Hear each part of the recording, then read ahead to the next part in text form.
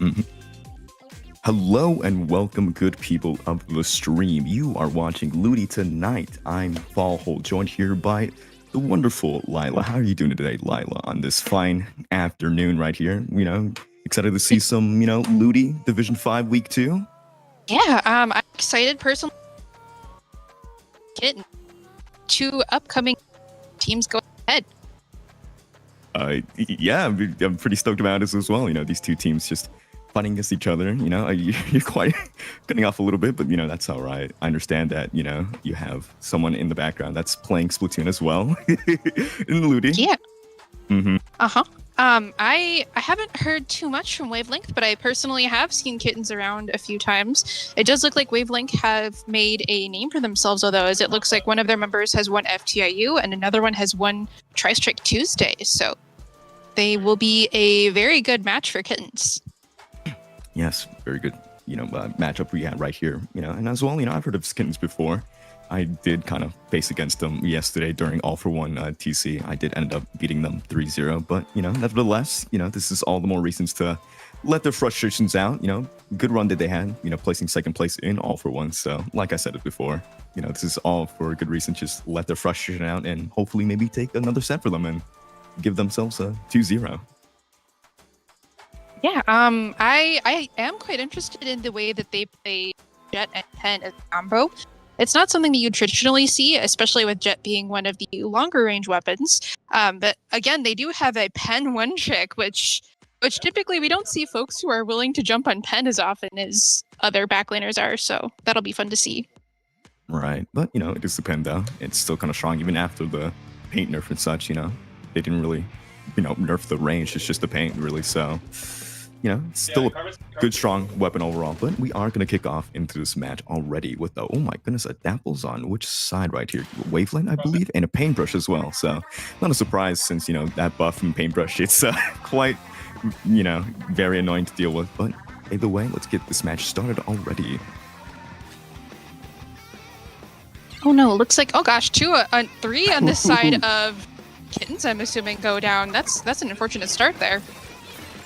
Yeah, it's quite unfortunate. Just 3 down, but still, that's just a great start for Wavelength to just be able to get those 3 picks off already and just having the zones in there. But unfortunately, they go to 2 down, so this is a great opportunity for Kittens to just neutralize zones and have it on their side right here. But, Wavelength does have a direct reslider ready, so they can be able to use that in order to cheese the zones into their favor right here. As they do pop it right here and put it in their side, but the Ink Strikes unfortunately take away the Dread right here, but another reslider comes in and tries to cheese in the zones, but unfortunately that's going to happen though, as Kittens take back zones right here, and it looks like, at this rate, if they keep it on their side, they might be getting, taking the lead back on their side right here, with their Ink Strikes coming from Wavelength right here, but it's not going to be very effective though.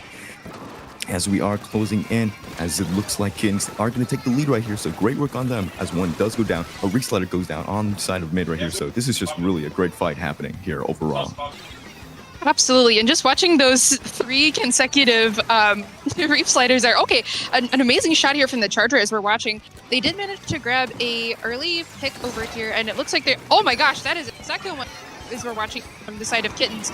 The strikes go out. They are able to cap zone. It looks like it's a pretty close match here. As I say that, 2 on this side of Blue Team go down, 3 on this side of Blue Team go down. That's a really great jump out there from that Dread. Oh yeah, that ZNF is just picking picks after picks. If it was something, listen, I remember it clearly. That ZNF was just clearly just doing a good job. Their aim was just amazing work. Just honestly having a good aim like that and just getting picks right here. But strikes are coming down on the side of Wavelength right here, and they are going to get it on their side right here. So great work on them as the Paintbrush gets a pick right here, and 2 are down from the side of Kitten, but they do have a reslider, and the reslider unfortunately not be able to get popped as that Dread is going to go down right here. And it looks like here Wavelength are just camping below the ledges of Kitten's base right here, as they should be.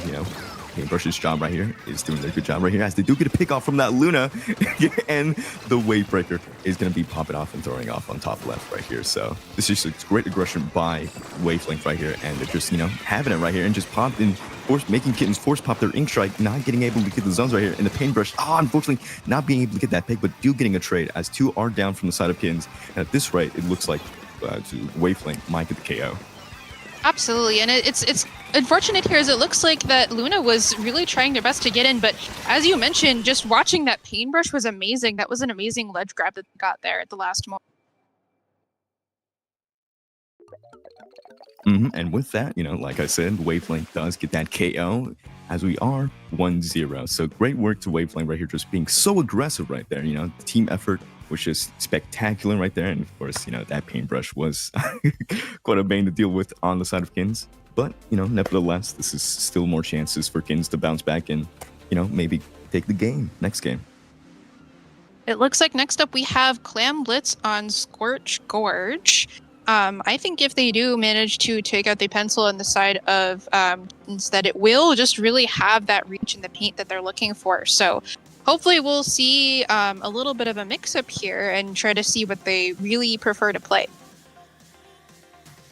Exactly. Or, Wavelength could, keep the comp that they have because, if it ain't broke, don't fix it, especially if they keep that paintbrush because, brushes in Clam Blitz is just, annoying to deal with. You just have to be very cautious of whether or not they're going to be flanking on the left side or the right side, or, they're just going to surprise attack you and, just collect clams. And then next thing you know, you have the enemy paraclam right behind you and they just throw in that basket. And it's just really, like I said, very annoying to deal with. So let's see if, like you said, if we can see a mix-up of a new comp or, you see another moment of paintbrush doing its own thing.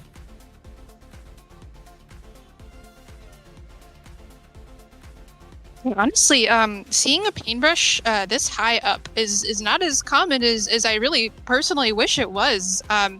Hopefully, I think that the most recent buff will be the thing to push it forward. But again, just having the opportunity of Octobrush and Inkbrush, especially on a map like Scorch Gorge Clam Blitz, like I'd expect to see it there. But then again, we did watch that paintbrush really ledge grab and zone out that Luna. It was pretty painful to see that Luna struggle to get back in because unlike regular blasters that I play, just having that Luna, it's really nice to have that area of effect. But again, you are lacking that range to keep you safe against something like a paintbrush because they have a pretty big reach, and oftentimes I underestimate myself.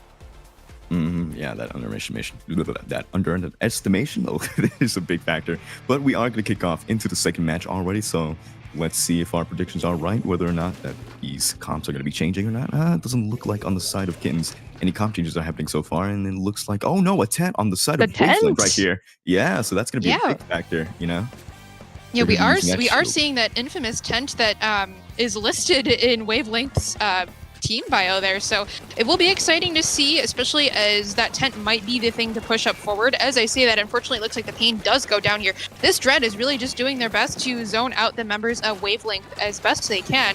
Looks like the tent, unfortunately, does get taken down here a bit early. They, unfortunately, were not able to pop their tent at the last moment. So Cooler is out with 2 down on the side of Wavelength. As I say that paintbrush is really getting in this Dread's face here, and it looks like there are 1 down on both sides of the teams. Yes, Kittens are doing immaculate work right here, just obviously playing it very slow right here and playing it very defensively. I saw them in the beginning when that tent was popping on the show. They just immediately shut it instead of just rushing in right here. And it's paying off very well as they are throwing their power clam in and throwing the Raminator clams with that Luna popping off the Heron, but unfortunately not being able to get anybody with that. But nevertheless, Kittens are throwing in their clams right here, but it looks like their push might be over as Wavelength does push in their Ink Strike right here. And that paintbrush is going to be pushing in right here, getting that Luna blaster, so great work on them.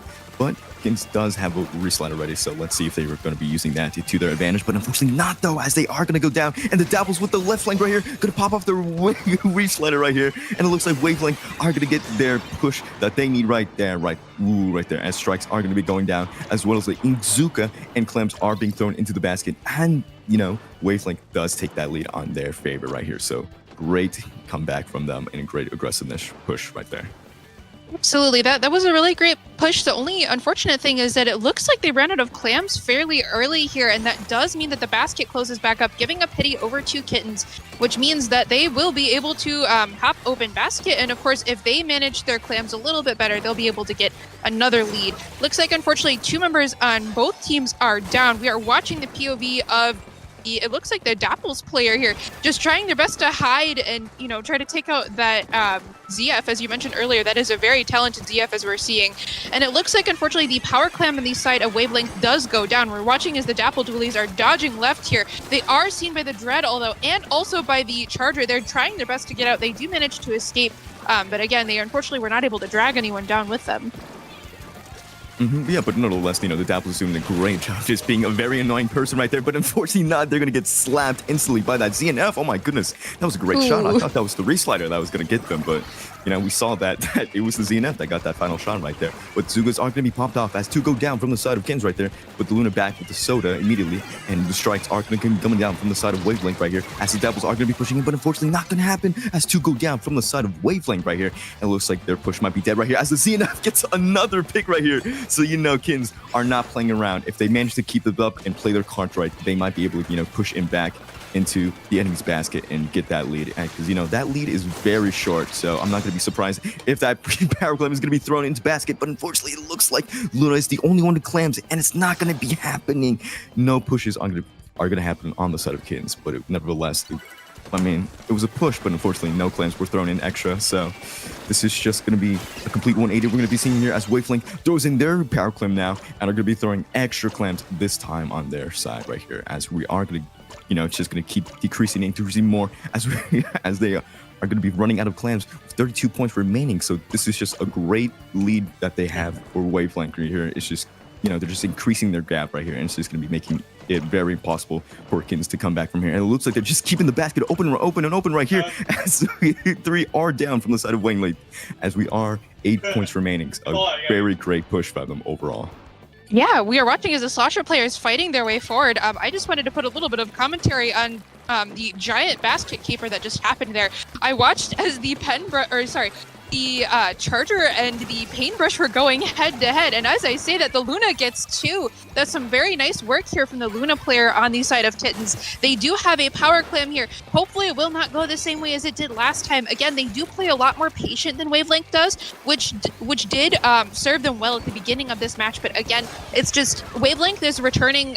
They come back very quickly, and that's the thing that Kittens just really isn't able to handle when when that snowball starts. It's just really hard for them to defend against it.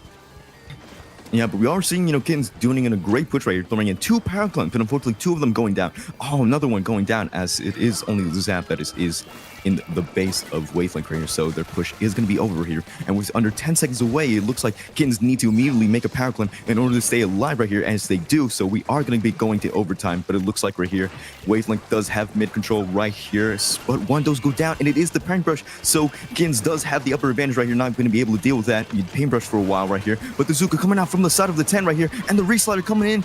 Oh, unfortunately not being able to get that Zuka, unfortunately. But one does go down, two go down from the side of Wavelength. This is a perfect opportunity for Kittens to push in with the basket right here, as they do so successfully. And a whip does happen. This is a great opportunity to just Kittens. They just need to pass in clams right now. They just need two people or like more to just hold it into position right here and just put in clams right here. And it looks like it might be getting that comeback right here that they need right now. But unfortunately, they do go down, and it's just the dread only. But they do take the lead right here. Kittens with the dread managing to slip away the shots that of was Wavelength. very last minute. Yeah, that was a very unexpected lead at the end from Kittens. I was, wringing my hands watching as the wall goes up from, looks like their ZF Charger and all of the other members go down. Just watching that Dread dive in and make the best of a bad moment. That definitely was the highlight of this set thus far. Oh yeah, that was the game ending that we all wanted to see. Kittens with that amazing comeback of all time right there with the overtime. It was very stressing to see. I was thinking that was over by then, but of course, it's not over till it's over, and that Dread Ringer is the sole hero of Kittens, and I bet they're just celebrating right now in their VC, just having a grand old time. And, if anything, that's just great, mentality, moment that Kittens need in order to just pop off even more in the set. So I'm just very excited to see what they will, have for us in the third game. Yeah, absolutely. I think that it's just Wavelength is such a powerful contender. Just having that lack of cooler, having the lack of traditional backliner, and being able to push forward as well as they do, it's amazing to watch, because as we did see, they had the upper hand for about 85% of the game. It was just a very unlucky series of events that led them to lose that lead. So I personally think that since these teams are very closely matched together, we may see a game 8, if not game 9, which of course I'm always down for, but I know that these teams will be wringing their hands they'll be on the edge of their seat trying to see who's going to take this, the overall LUTI session. So yeah, I mean, yeah, it's good for us as the viewers to see, like a game 9 or such, but for the players, I can understand it is very, a stressful moment because, you just want it to be over already. But, the other team is also fighting for their life, and it's just going to be, you're just dragging it on and on until that, final game 9. But, nevertheless, we're going to be seeing what these teams have to present for us in the next match, which is, I saw for a bit moment there, it was TC Shipshape. Am I right? You are correct. It is TC Shipshape, which I know that the Luna player on the side of Kittens is going to be clicking their heels together. I can already see that they are readied up. I personally foretell that they will probably be the highest powered contender on the side of Kittens, as just blasters on tower control. That's like an ink brush on Clam Blitz. So we will definitely be seeing some interesting plays from both teams here. And with that, the match is going to be kicking off already. So let's see if any comp changes has happened or if it's all the same. Oh, and it looks like right here, Kittens bring in a Nautilus run there on their side right here, and no comp changes have happened on the side of was this Wavelength? I believe. Yeah. Yes, Wavelength.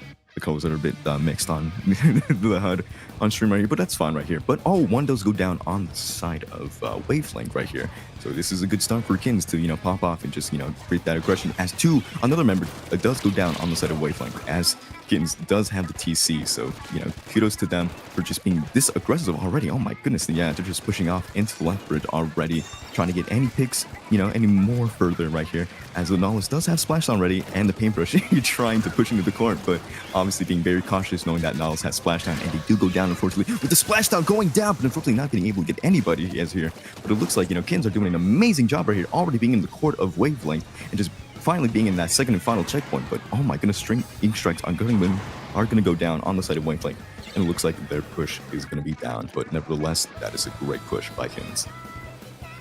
Absolutely, and as we say that, we do watch as that tent on the side of Wavelength, pops off their special there. That was a very good take back of mid. Unfortunately, they did lose their special, although, and as I say that, the Dualies player in the side of Wavelength does grab 2. That was a very important grab there. It looks like they managed to grab the Zap player and the ZF, which means that there's no backlaner and there is a lack of cooler here.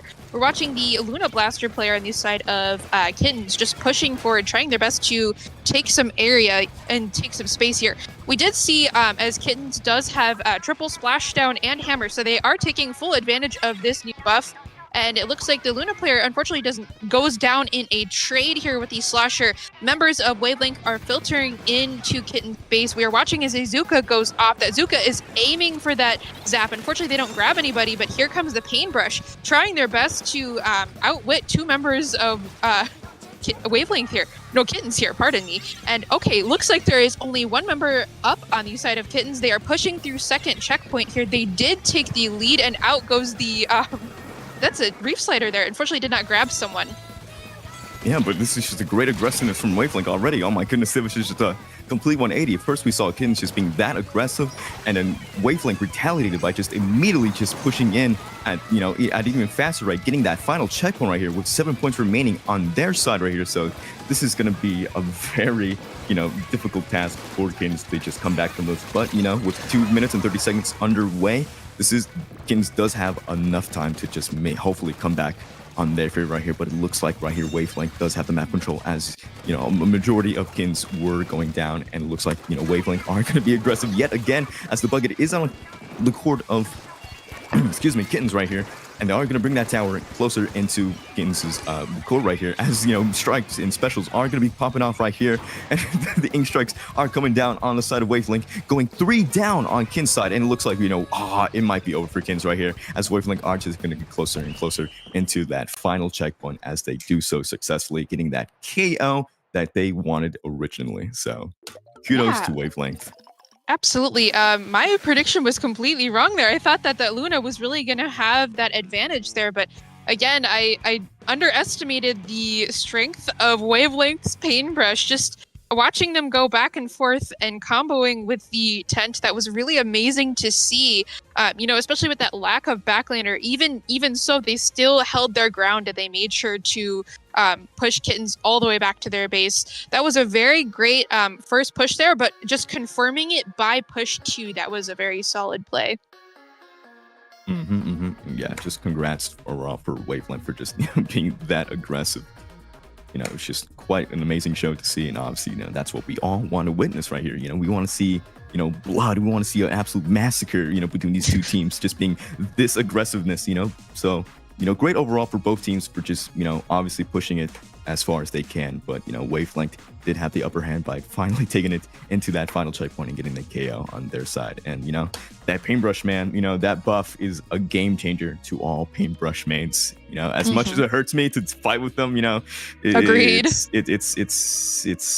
good for the paintbrush mains to, have a field trip with that buff. But we are going to proceed on into the fourth game, which is Museum del Fonzio with Rainmaker, which, Rainmaker, I like Rainmaker. It is my favorite mode, so I'll take it in any map. So I'm very excited to see what these teams have to bring up. Yeah, absolutely. I personally am just excited to see how that Umbrella manages to push up onto their opponent's base. Just having that ramp and, having your shield, push up into that ramp for you, that can really get you up into some pretty interesting spots quite early on in the match there. So I presume that we will probably see a bit more aggression side of Wavelength. Hopefully Kittens can up their game and try to match that aggression, if not push beyond it. It looks like they are a bit more patient, although, which helps them in the long run, especially on a mode like Clam Blitz. But we'll just have to see how they perform on Rainmaker upcoming. As we are going to have to wait patiently for that, as we are waiting for one more player on the side of Wavelength. So, pretty stoked to see what others teams have to be presenting us, whether or not, Kittens, might come back from this and, have the set with the 2-2 tie set, or if Wavelength comes back and just, keeps on being that aggressiveness. But we are going to kick off into this fourth match already, so let's see if any comp changes has happened so far on the other side of this team. So no comp changes so far on the side of Kittens, I believe, and no comp changes so far happening on the side of Wavelength, I believe. So yeah, if you've got all 80 seconds, you might as well use all 80, right? Exactly. But let's see. Oh my goodness! What was that? 3 members on the side of Kittens, or like no Wavelength. Okay, on the left side you right said there, massacre, and you got it. That is a oh wipe. My There's goodness. only one player left. There's only one that was amazing. That was just so quick. Like I can't even comprehend what just happened right there. I just noticed 3, players on the side of Wavelength taking that flank route, and the next thing you know, the whole team of Kittens is just down, unfortunately. But, Wavelength getting that Rainmaker, trying to get into that checkpoint, but that Luna is absolutely being a menace, getting the trade, though, as they need, just trying to stagger that push from Wavelength right here, giving time for Kittens to, catch up with that Rainmaker and hopefully, stopping them from just giving off that checkpoint. As oh my goodness, that Inkzuka getting a double with that single shot. So great work on them. But nevertheless, Wavelength does get that checkpoint break that they need right now. And the Ink Strikes are coming down with the ZNF with the top left right here, not being able to get any picks so far, as Wavelength are going to be pushing it down to 31 points remaining. A great push, great aggressiveness, as we saw from Wavelength from the previous matches. So great work from them, just keeping that, aggressive mentality. Absolutely, and as predicted, that tent umbrella really was just the thing that they needed. As I say that, all the members on the side of Wavelength go down. We are watching as the Zap player on the side of Kittens does manage to get all the way up to Ped. Unfortunately, is pushed down there by the by the paintbrush there, and 2 members are pushing forward, trying to take out, looks like the ZNF player here, and they are successful. That Dapple Dualies just really is taking advantage of that buff that they got recently. It's really exciting to watch. Yeah, that was just chaotic to see, both that splashdown and a Reflighter being popped at the same time to be stopping that Rainmaker. That's how you know that Wavelength just wants Kittens to just stop their push immediately. Just, popping 2 specials at the same time to stop that Rainmaker. That's a statement, that's very, very, you can't not listen to that, as, Wavelength are starting their aggressive push again. Let's see if they can decrease even more points. But the Luna with the flank being able to pick off.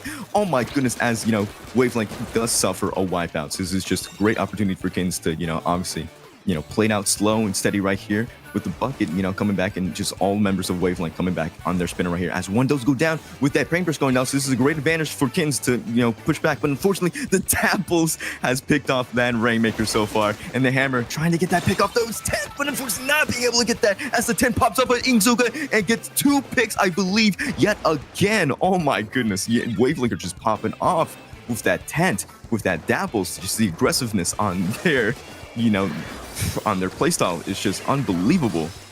Absolutely, and I think that's something that Wavelength has really mastered on Rainmaker is just if you don't have that long range advantage of having a backline, and pick up the Rainmaker at any possible chance and you spam it until you're able to push forward.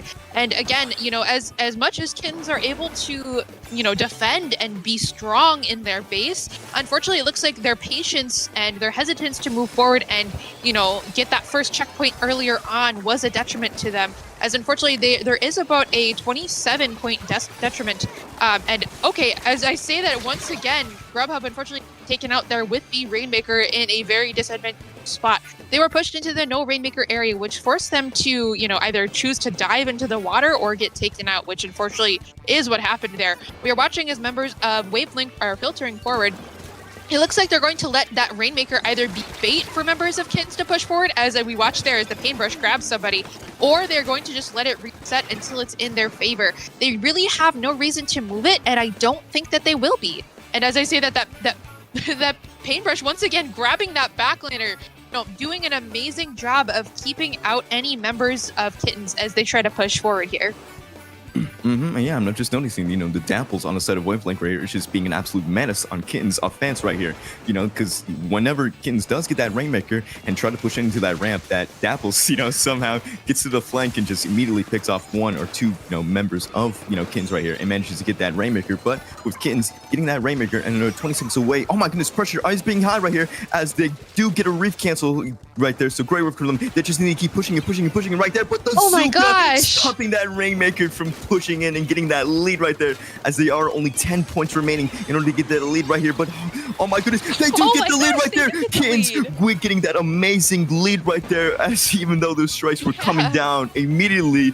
So this is just oh my goodness, the tables have been turned for Wavelength right here. They need a push, a Hail Mary of all time in order to come back and just, have the game on their favor right here. But with Grubhub right here being an absolute, great Xena play right here, they're just being very intimidating on mid right here. But unfortunately, they are going to be pushing back into the spinner right there. But the Luna with the shark moment right there, getting that Rainmaker. Of the Sharking Blaster. As a Blaster main, that was a very good patient play there from the Luna on the side of Kittens. Just pushing forward and getting that last minute lead alongside of playing Kanea probably is cheering in voice chat right now, just very excited with their play. Again, just people underestimate the Sharking Blaster. We are a lot more dangerous than you'd expect, as seen there. That was an amazing play. Listen, that's that's the first rule. Never underestimate anybody whatsoever, especially, if they play a weapon that's, usually mostly considered, not, very great. But like you said, patience wins off very greatly. So great work for that Luna. Just, obviously, keeping it cool, breathing in, breathing out, and just waiting for that right moment to just strike in and get that pick off, which happened, successfully, and I have to respect that because, I would have done the same thing because, I'm a dually main and that's what we do as well in Rainmaker. So it is currently 2-2. We are playing until best of 9, and the next map that we are going to be watching is Splat Zones on Mahi Mahi, which I am expecting the utmost invasion of reef sliders, as we saw earlier.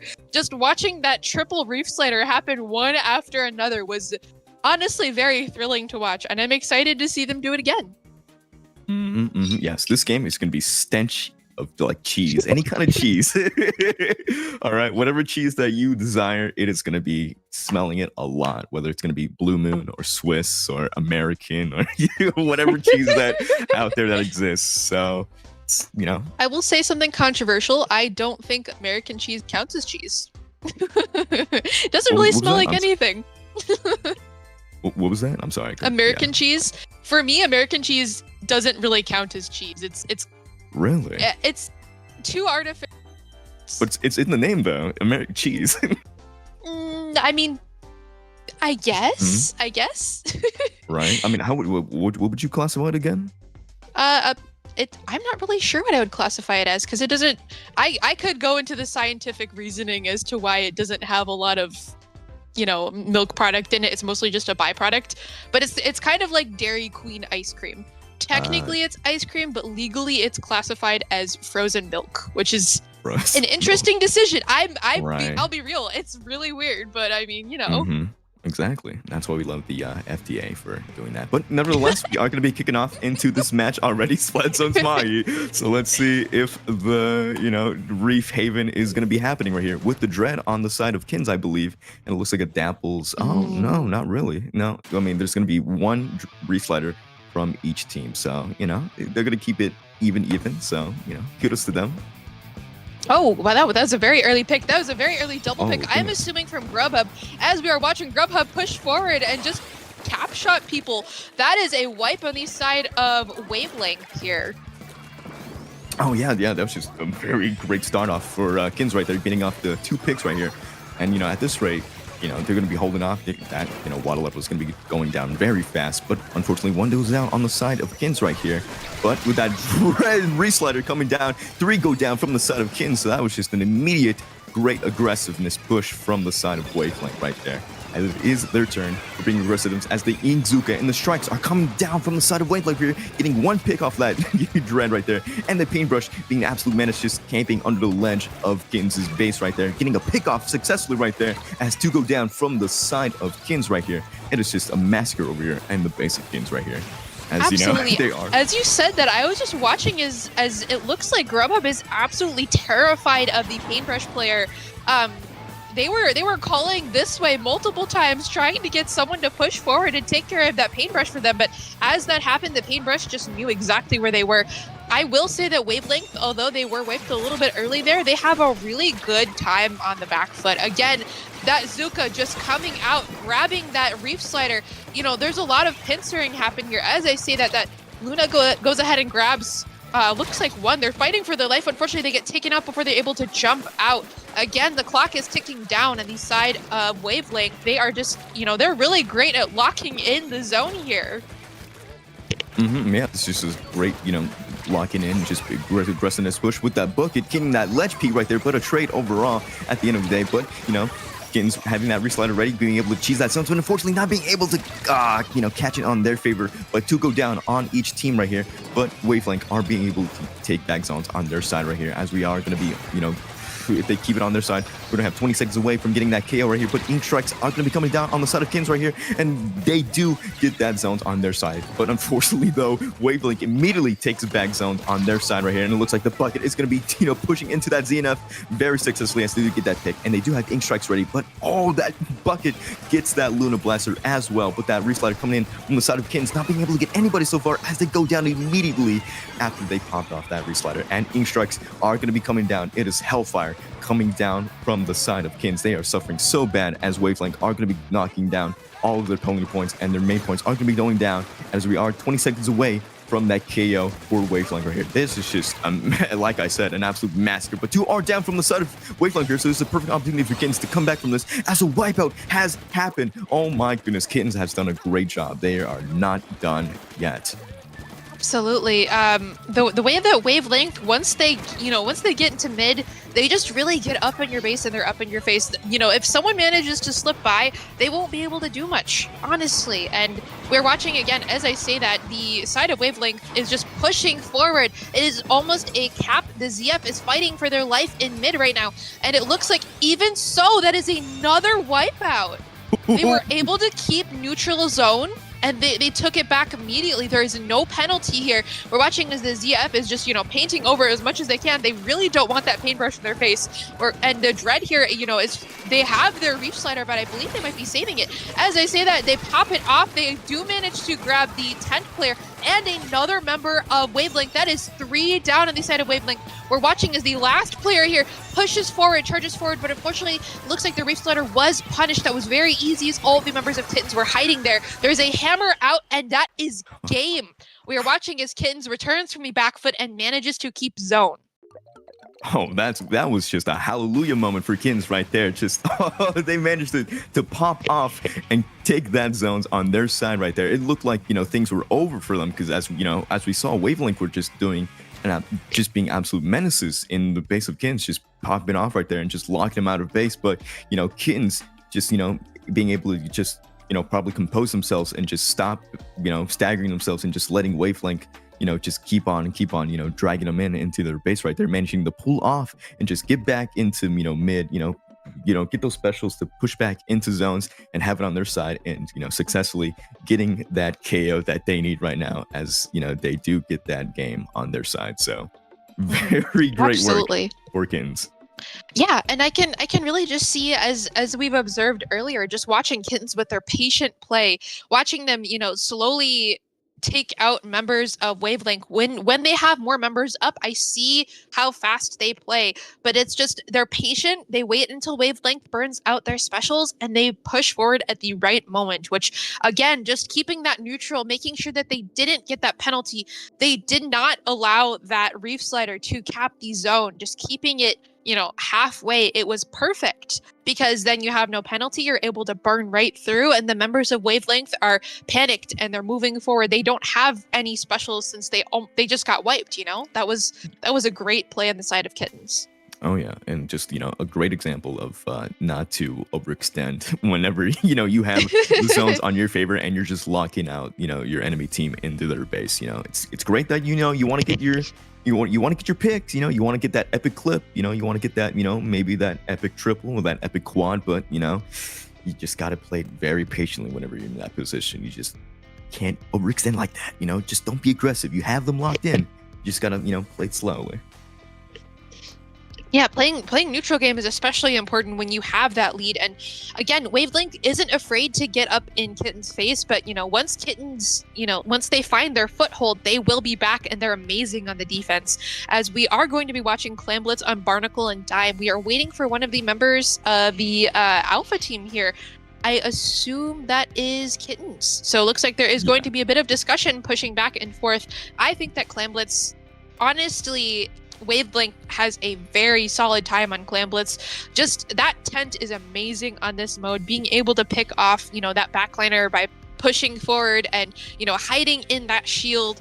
And I did see Wavelength at one point, Kolos, the tent player, they had popped their tent a little bit early and didn't push forward with the Rainmaker, just baiting out members of Kittens to attack the shield, and then they pushed forward and got that checkpoint on Rainmaker Museum. It's just very exciting to see. I really want to see how they play this out next. Well, you don't have to wait anymore, as we are going to be kicking off into Game 6, which is Clam Blitz Barnacle, which, I like to call Barney and Dime, since, kind of sounds Barnacle. But, let's see if any comp changes. Yeah, it is a name. It is the name of all time. But, we are going to see, have we seen comp changes? I don't know. I haven't kept track of, comp changes so far. It's we're just so deep into this game. Yeah, I'm seeing pretty much the same thing, but again, just another amazing, move from Kittens here, taking advantage of all of the buffs that have happened recently with Luna's weapons, and also the not special here. As I say that, we are watching as the Zap player is being chased back into their base. We see a member of Wavelength pushing forward, and unfortunately that tent player does manage to get forward, and that is a pop on the basket here. We are watching, although, as they are getting collapsed on by members of Kittens, and as I say that, the Luna unfortunately does go down to that paintbrush. There were 2 down on the side of Kittens. They are currently on the back foot on the defense. Unfortunately, the members of Wavelength are not able to get any more points in, as we're watching as Grubhub is just really being the ultimate force of defense here. Yeah, that was just a great start of a push for Wavelength right there. That was a great work by the 10 overall, using that shield to their advantage to keep themselves alive and just throwing that power clam into the basket. But unfortunately, like they said, that wasn't really much of a push, since one, clam was, just thrown into the basket after that power clam. But, nevertheless, Wavelength does have map control here, as they do have another power clam and are throwing it into the basket. And, Wavelength does have a pretty decent clam economy right here, and looks like, a few clams are going to be throwing in, but that's going to be it from the side of Wavelength right here, as 2 are down and no clams are, left. But, oh my goodness, that 10 manages to get 1 extra clam into the basket, as it looks like, the push of Wavelength is going to be dead from this point out here. But the Dapple right here getting 2 picks so far right here, being an absolute menace, trying to get that 3rd pick, but unfortunately going down to Luna. But nevertheless, a great flank by Luna, managing to get 2 picks so far. That's how you know you're dealing with a very annoying player.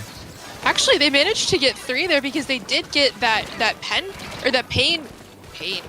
They got the pain, and they also managed to get the dualies, and they did it again. We are watching as they push forward, although that unfortunately was not in their play, as they were the last member up on the last push there. So we are watching as members of Kittens are currently waiting for their Luna to return, and their Luna does manage to grab the pity, so that was in their favor. They are ready to push forward. They do have a fairly good clam economy, but I really think that Tent is giving the Luna, a run for their money. It's really hard for that Luna to push forward, so they really have to play on some sneaky angles there. There was a nice push forward there, but unfortunately it looks like not much was done. It looks like only 1 power clam was thrown in, which adds an extra 10 points of penalty. We're watching as the Dualies player does push forward. They are taken down. 2 are down. 3 are down on the side of Wavelength. They are staggering, and as I say that, unfortunately it looks like there is a trade that happens in mid here.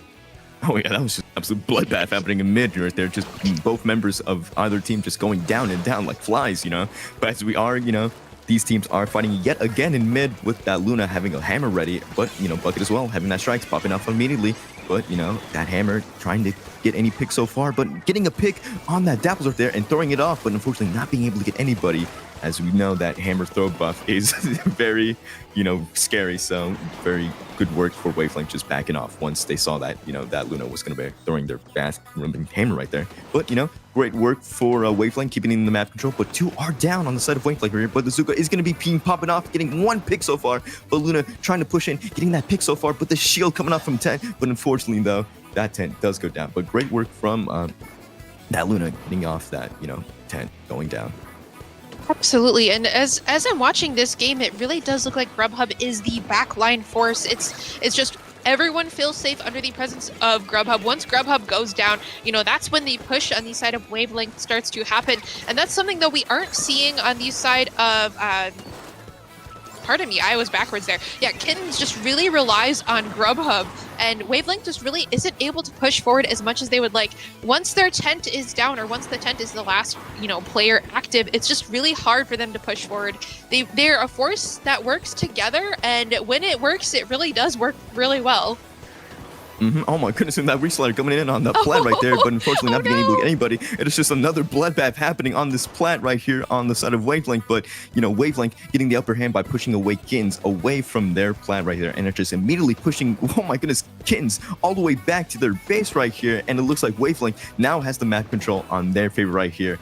As the clam economy on their side here is adding up, as the only need 1 clam from both that Tent and Slosher play right here, and 2 picks are going to be going down from Kittens right here. This is looking good, very good for Wavelength here, but unfortunately 3 go down from the side of Wavelength here. So this is just a great opportunity for Kittens to just push back, have that map control, and just play very steadily, as we are going to be going to overtime right here. But oh my goodness, the Ink Mine revealing the Luna's position right here, and the paintbrush using that to their advantage and getting that pick on their side. So great work from them, as the Cola is going to be going down right here on the side of Kittens right here, but 2 go down unfortunately though, and the time is just being killed off. Kittens needs to be able to get a push right here in order to get the comeback right here, but unfortunately it looks like it's not going to be happening though, as overtime is over. So Wavelength does get that game.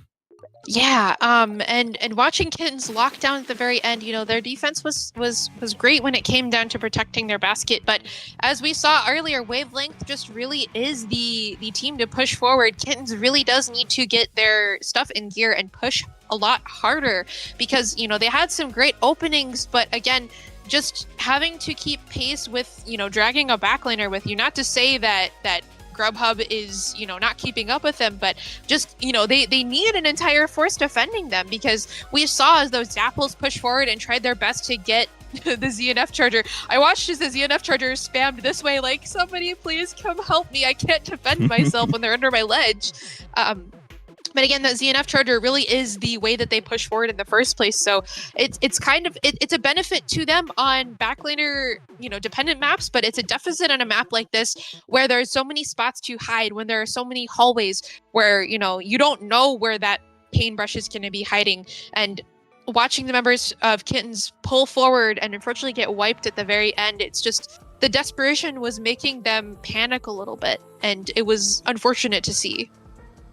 Yeah, very unfortunate, but great for us viewers, as the set is tied 3-3. It's just a complete vice versa. You have one game where Wavelength is winning, and then Kittens wins on game 2, and then Wavelength wins it again, and then Kittens winning it 2 games in a row. But unfortunately, Wavelength does take this game again. So let's see if it happens again, where Kittens does take this game on their favor, and we have a 4-3, and maybe we can see a probability where Wavelength takes it to game 9, or both of these teams take it to game 9. So who doesn't love game 9? Is pretty stoked. Yeah. Man, this is the second LUTI session that I've had the opportunity to watch just go to game 9, and it's been amazing to see all of the players try their best. And I think being on stream probably adds a bit of nerves, but both of these teams, as the previous one was that went to game 9, are very well matched. And it's something that's just very exciting to see, because for me, this just confirms that both of these teams belong in Div 5. It's great. It's great. It's great, matchmaking by the TOs of LUTI. And, it just gives us these wonderful sets and wonderful moments that, we have to, the opportunity to witness. Yeah, and I think it's very humanizing to see that nerves can still get to anybody, especially on stream, no matter what div you're at. And with that, game Junior 7 is going to be kicking off right here, as we are going to go to TC Inkblot. And as you said, a junior has happened on the side of Kittens. So, something brand new that we haven't seen so far. So yeah, and it looks like Kolos switched over to a Dread again, which is quite interesting considering that this is tower control. I would expect to see that Dread on splat zones, and unfortunately it does look like Kolos does go down. Just not having that shield that you're used to can be really detrimental, especially when you're switching to an entirely different weapon class.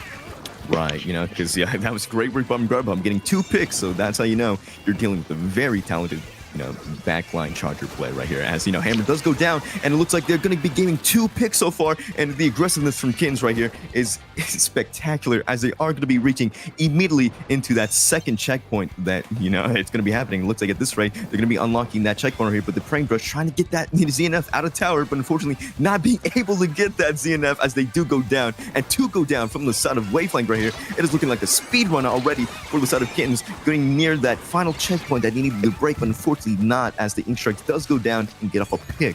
But nevertheless, a great push by Kittens. Just that aggressive push, being able to push it down to 20 points remaining early into this game.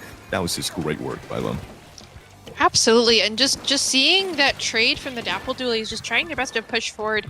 I'm not sure if Wavelength is ready for this. It looks like members of their team are currently filtering back in. We're watching as the Luna Blaster player on the side of Kittens just feels very, very confident. I've been watching some pretty great plays from them on this current map mode. Again, it's a playground for anyone who plays Blaster, and it's hell for anyone else that doesn't. We're watching as Kolos is fighting their hardest to keep on tower. They're pushing through first checkpoint, but again, they really have to push 50 more points to even be on even playing ground with Kittens. As I say that, we are watching as, unfortunately, it looks like Grubhub is the only one left. That is a free checkpoint for Wavelength as they push through here. It looks like there is the Paintbrush hiding on, Bats, just ready to push forward and grab anybody that is unfortunate enough to push forward. And it looks like the junior player goes down, the Luna goes down, the Zap goes down. Grubhub manages to grab one, but again, not having that Zap player up with you, not having that Luna up with you, that's not good to be diving for tower the way that they do. And that's exactly what Wavelength is looking for. We're watching as members of Kittens are unfortunately getting wiped here. The confidence that they had earlier is completely demolished, as it looks like they are just getting taken out one by one. It's down to 3 points. Kittens manages to take tower back, but the members of Wavelength are just there and they are ready. They're jumping back. They're coming back like cockroaches, and that is game. That was an amazing play on the side of Wavelength. Just watching as Kittens managed to get 20 points early on, I think they got a little bit too comfortable. Because again, they were expecting Kolos isn't on Tentabrella. This is going to be the game that we win. I even expected that, Wavelength was going to have a little bit harder of a time, but that's what Wavelength was looking for. If you underestimate your enemies, a KO happens. Yes, as we did see that so far, that was just a great, retaliation by Wavelength. They just went, they suffered a great push by Kins, and they just, come back with that, just even a greater, more, aggressiveness on their side.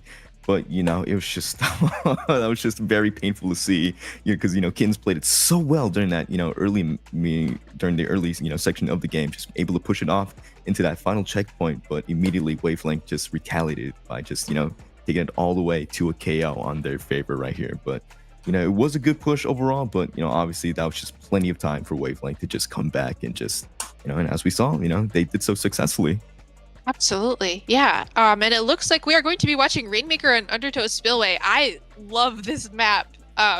Again, I know many folks who do not, but it's just a really great map for blasters. So again, I've got high hopes for the blaster player on the side of Kittens, but as we do know, they do have the AoE to move players out, but they don't really have that range, to try to push out that backlaner. To try and push out the other members of Wavelength here. There is no backlaner on Wavelength, pardon me.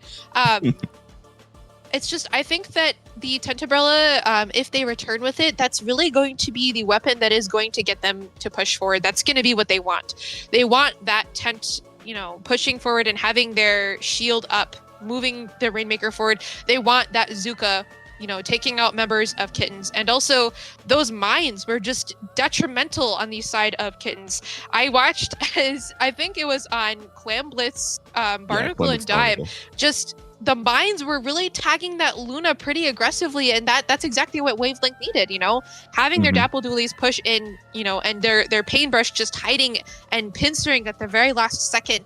They really know what they're doing, and they're not afraid to be backless. They're not afraid to be coolerless, and that's something that we don't see as often in the current meta.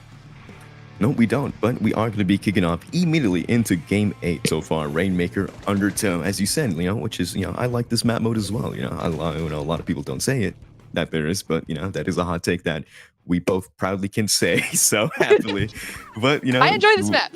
Me too as well. So let's see what these teams have to present for us. So let's see who gets that first pop.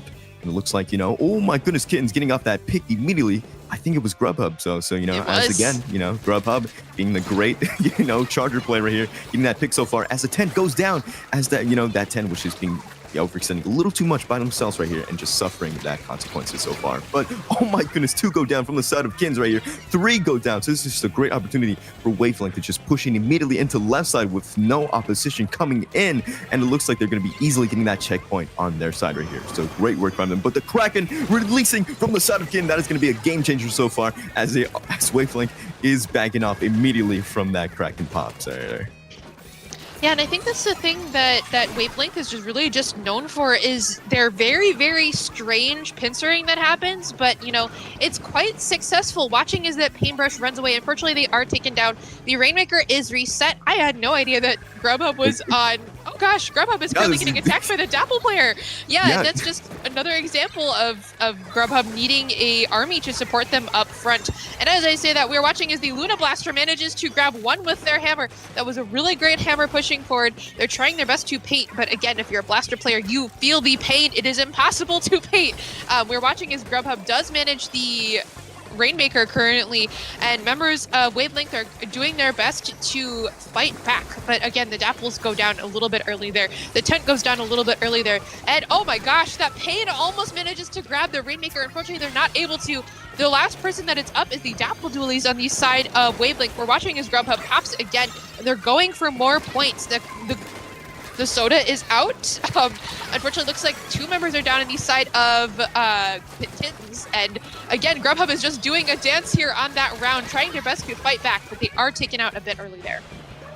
Yes, but nevertheless, the Kittens manages to, push it off and have the lead on their favor right here. And, that was just a great patient push by Kittens so far, because I saw in the room right there, because before they pushed into the first checkpoint, I saw that Wavelength did have the ink strike ready, so because if they had popped it, it would have been just, over for that push, and they wouldn't have been able to get that was a checkpoint push right wipe. there. But a wipeout has suffered on Wavelength right here. Kins are just popping off immediately so far. They are just absolutely cooking. It is absolutely fire happening right now in the kitchen right here, because Kins are just popping off amazingly right here. Put that reslider coming off with Wavelength right here, getting a pick right here, a single one though, but not being able to take any more picks so far. But oh my goodness, they might be able to get that Dread right here, but the Dread does have the upper advantage, by having that higher ground as the Dapples goes down. But this is just a great show we're seeing so far right here by Kins right here.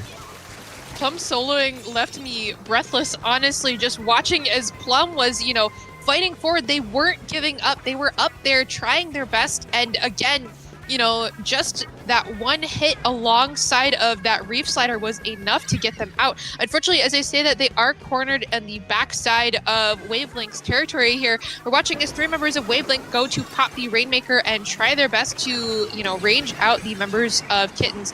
Unfortunately, their tent is down once again. It looks like the members of Kittens are fighting their hardest to make sure that they go down. 2 members are down on the side of Kittens. Grubhub is fighting for their life, currently trying to take out that Pain, but again, that Dread is being a menace. They're currently chasing down Grubhub. Grubhub is really in a bad area. They managed to jump out, but not having their team defend them. I saw them spamming this way multiple times, still not getting any response. That was unfortunate, as they gave up a very pivotal spot that would help them keep their main ground here. We're watching as it looks like the can't remember what weapon this is. That's okay. They are currently down though. The slasher is down. That's unfortunate. That was a nice side angle there from the Luna player. Although it looks like the paintbrush does manage to get one back on them. Yeah, that was just a great flank by the Luna right there. I did not expect that. That just came out of nowhere. That was just like a jump scare yeah. for all of us to see right here. But, that was just a great staggering by, that Luna right here, as we're going to be over, under 40 seconds. But it looks like, it might be looking like Wavelength are going to get the advantage right here, as they do take the lead, unfortunately. Oh, my goodness. If you're a Kins fans right now, your heart just broke into a million pieces right here, as we are going to be under 20 seconds away, and the pressure is going to be very high for Kins right here. They just need to clear out Wavelength away. They just need to have that map control that they desperately need right now, with the Zuka being popped off from the tent right there, trying to get any picks so far, but unfortunately not being able to get any so far, as we are going to be under 10 seconds now and just going to be reaching into overtime. So let's see if Kins can pull off a Hail Mary of a push and just get the comeback they desperately need right there. But the paintbrush trying to flank in, trying to get that pick that they desperately need, but unfortunately not being able to. But oh my goodness, the Dapples catching up and just sandwiching that Rainmaker and just completely picking them off in mid. That was just a great aggressive push by Wavelength, just absolutely locking that Rainmaker back into mid, just completely, like I said, sandwiching them into mid and just getting that final pick that they need. Absolutely. That unfortunately is match set there. GG to both teams. Wavelength once again coming in with their amazing pincer. They don't have a traditional setup, but again, it works. They know exactly what they are doing, and they really just keep that pressure on. Kittens was doing great on the back foot there. It was just a very unfortunate move that they were not able to, keep the players of Wavelength from getting that lead.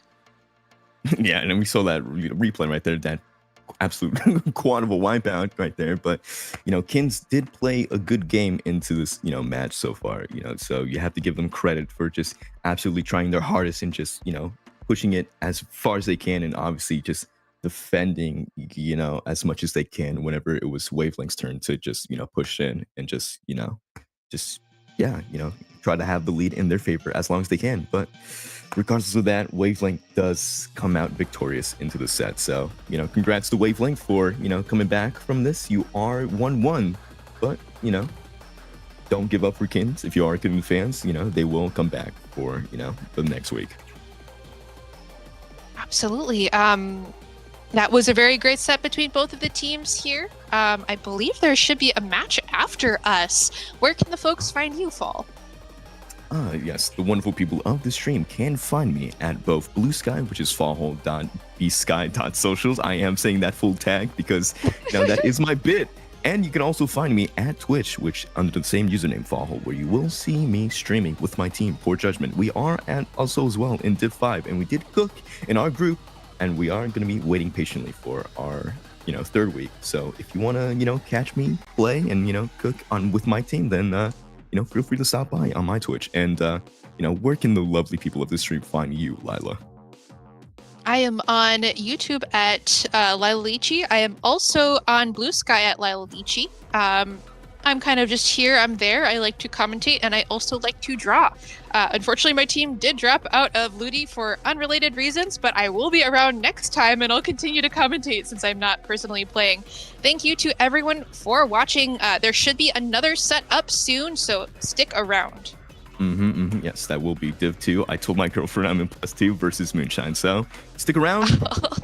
It is not over yet, so if you want to see more peak content, like I said, stick around and you will, witness it more. To you, folks.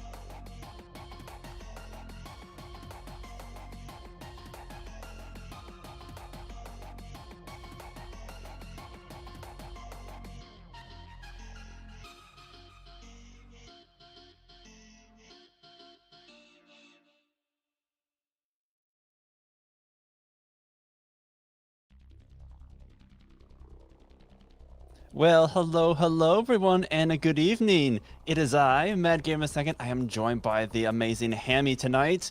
How are you doing tonight, Hammy? I am doing excellent. I'm very excited to watch some LUTI, especially this set between Moonshine and I Told My Girlfriend I'm in +2.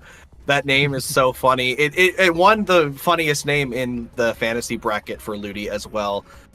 So excited to see that.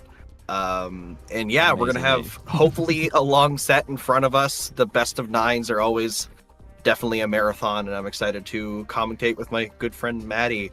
Now, I do believe we're actually getting like into the matches, like we're about to start, so not a lot of time to kind of have any preamble, but honestly, I love the chaos about it. Getting in very quickly. We're seeing both of the rosters on the screen here, just so you know who you're about to see for the next about hour playing the game. I was gonna say I can definitely waffle on, but I love just getting straight into the meat of it, the action, and it's gonna be amazing. And we're Div 2, like we just had a phenomenal set, almost to Game 9. Looking forward to hopefully getting some Game 9 action, at least get it to a Game 7 or 8. Like, that would be wonderful. I'm also going to be taking notes for my own LUTI set later this weekend. Definitely. Now, going into Game 1's going to be Mako Mart Splat Zones. This one bugs me as a player every time. It can be very difficult to control the stacks on the left and right side, and even those streets. And I know I Told My Girlfriend I'm in +2 has Krakenmare, who is a very well-known Inkbrush main, so that is going to be very annoying for Moonshine to deal with. So I'm sure they've probably done the research and are ready to be able to deal with those flanks, but that's why they're in Div 2. I'm not, but that can be a huge factor coming into this first set, especially where, you know, they haven't had the time to feel each other out yet. This is Game 1. They're still coming in fresh. Oh yeah, absolutely, absolutely. And here we are jumping into our first matchup. Zones on the, zones on Makamar. We've already seen in action. Ooh, but we're going to be seeing. There's the brush that you were talking about. The Luna Blaster is also making a return. I'm just amazed just how much Luna Blaster has been getting the spotlight lately. Like, I love it. I love to see it as some good Luna play. Yeah, I've been loving seeing Luna coming in. I mean, it is because it's been getting buffed so much recently, but I have always been a fan of Luna. Now, Moonshine already taking first cap, but not for long. Okay, never mind. They have been pushing into the zone, but they lose 2, make that 3, just the pencil player left. Apisto has to get out of there. I Told My Girlfriend I'm in +2, now taking control of the map, already getting into very strong positions here. We see Pose on that bucket, getting under that ledge, throwing up bombs, getting some strikes in already, knowing that the team wants to drop in, just completely locking out Moonshine and not giving them anywhere to move. Oh my goodness, already just on the warpath, like you said. Like, they are just stacking their specials so well at the moment, just not letting them get a single standoff right. We do see the strikes online for Moonshine here. Gonna be popped soon, I would imagine, but they're just trying to contest the paint. They're trying to get some footing in. But they don't even need those strikes. They're gonna use the strikes just to try to push in. So you're gonna start be setting up a defense here, and they're able to just take the zone by force here, knocking out that not to boot. So they're gonna have to contend with the bubble on bubble action here, but Moonshine, they have quite a ways to go, but they have all those specials getting shut down, thrown at them right now. Yeah, now, what's interesting to note there is Moonshine capped basically with just the pencil, despite it getting that paint nerf recently. I Told My Girlfriend I'm in +2 didn't really focus on the zone that much. They were trying to focus on the positioning and the kills and kind of let that zone flip over. But they are still in control of the map, and that's what's important. They need to obviously get these points down, but they can't give up the pressure they're applying. They don't want to give Moonshine a chance to get in, because with a comp like theirs, they're going to have a heyday once they're set up, especially where I Told My Girlfriend I'm in +2 has no backliner. They need to make sure that they can't get in a position where the range is going to be a problem. I was just about to say, with having no backline for I Told My Girlfriend I'm in +2, like, they were probably pushed pretty far up, and the pencil didn't even have to move from spawn to paint that zone. So I think, like you said, as soon as they get this pencil set up, as soon as they're able to get their bucket and their Luna underneath the ledge, I think I Told My Girlfriend I'm in +2 is going to have a hard time breaking back in. We're already seeing 2 members down and getting very close, 3 members down. Nice hammer throw. And I think, like, if they push up even further, it's going to be incredibly tough. They do have the splashdown and the bubble, but they just need a whale of strikes to kind of lead the charge and break their way into the zone. Yeah, this is this exact lockout I was alluding to earlier. They finally do get in with those strikes, but 3 members go down, so they get the flip. But actually, Pose managing to get 1 pick. Can they make it 2? Trying to get a Pisto on that pen. No, they cannot get it. They have to back out. But I told my girlfriend I'm in +2 does now have the footing that they were looking for to get back in, because yeah, the oppression from Moonshine with their comp was able to hold out for a while once they got into zone. So now Moonshine need to try to basically hold out and not let them, I told my girlfriend on +2, get these penalty points away. And with this skirmish, they are doing just that, getting 2 members of I told my girlfriend on +2 down. I was like, it's not a huge lead, but it's like if they're able to just keep capping the zone before they get close to that, it's like they can probably stall out for this last minute and a half here. Nice splashdown, taking down the junior. That's going to be a heck of a lot of the paint gone here. But also Moonshine getting close to getting all their penalty points out of the way here. Like, I told my girlfriend they're going to have to pop their bubble super early and not even make it to the zone. 20 points for Moonshine remaining. Strikes to come out, but with 2 members down, just the pencil is able to hold out the zone, just able to paint over it. 10 ticks remaining. Whales are going to be popped here. Moonshine, I'm sorry, I told my girlfriend I am in +2, is going to make a last-ditch effort, but unfortunately Moonshine going to just keep the paint up, keep the zone, and take that first game. Yeah, Moonshine able to hold out once they get in position. That is one of the scary things about Pencil. It may lack that painting power that it once had, but it is still an oppressive weapon that will kill you fairly quickly, just like any other charger.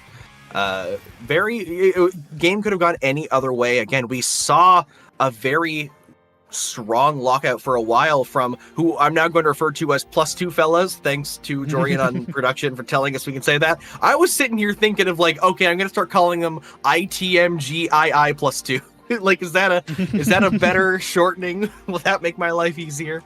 Yeah, no, the +2 fellas, very strong lockout for a while. We see here when the lead did flip over for Moonshine, the strikes coming in just not quick enough, and 3 members going down. Pose unable to get the dream solo play and get everything back on their own. And after that point, Moonshine just they found their footing. It took them a few minutes, but once they were in, they were in.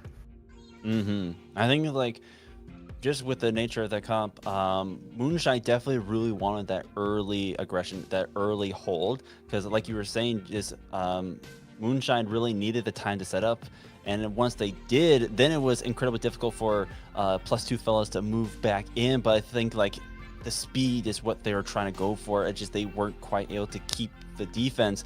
Like we said before, they were pushed up far enough to keep them from getting to the zone, but again, having that pencil, they didn't even need to get to the zone to just paint over it. So it's going to be a balance of trying to, they have to move a lot more just to be able to cover all their bases, more so than Moonshine will have to. Yeah, and again, that is exactly the point. With that comp, an ink brush, a slosher, a junior, and a Nautilus. You have a Splatling, sure, but it's the Splatling that wants to walk forward and be an aggressive frontliner. So it is a very fast-paced comp, which isn't a bad thing. It almost worked out, and they almost won the match. But ultimately, they didn't have the well-roundedness and the support that the comp of Moonshine brings in.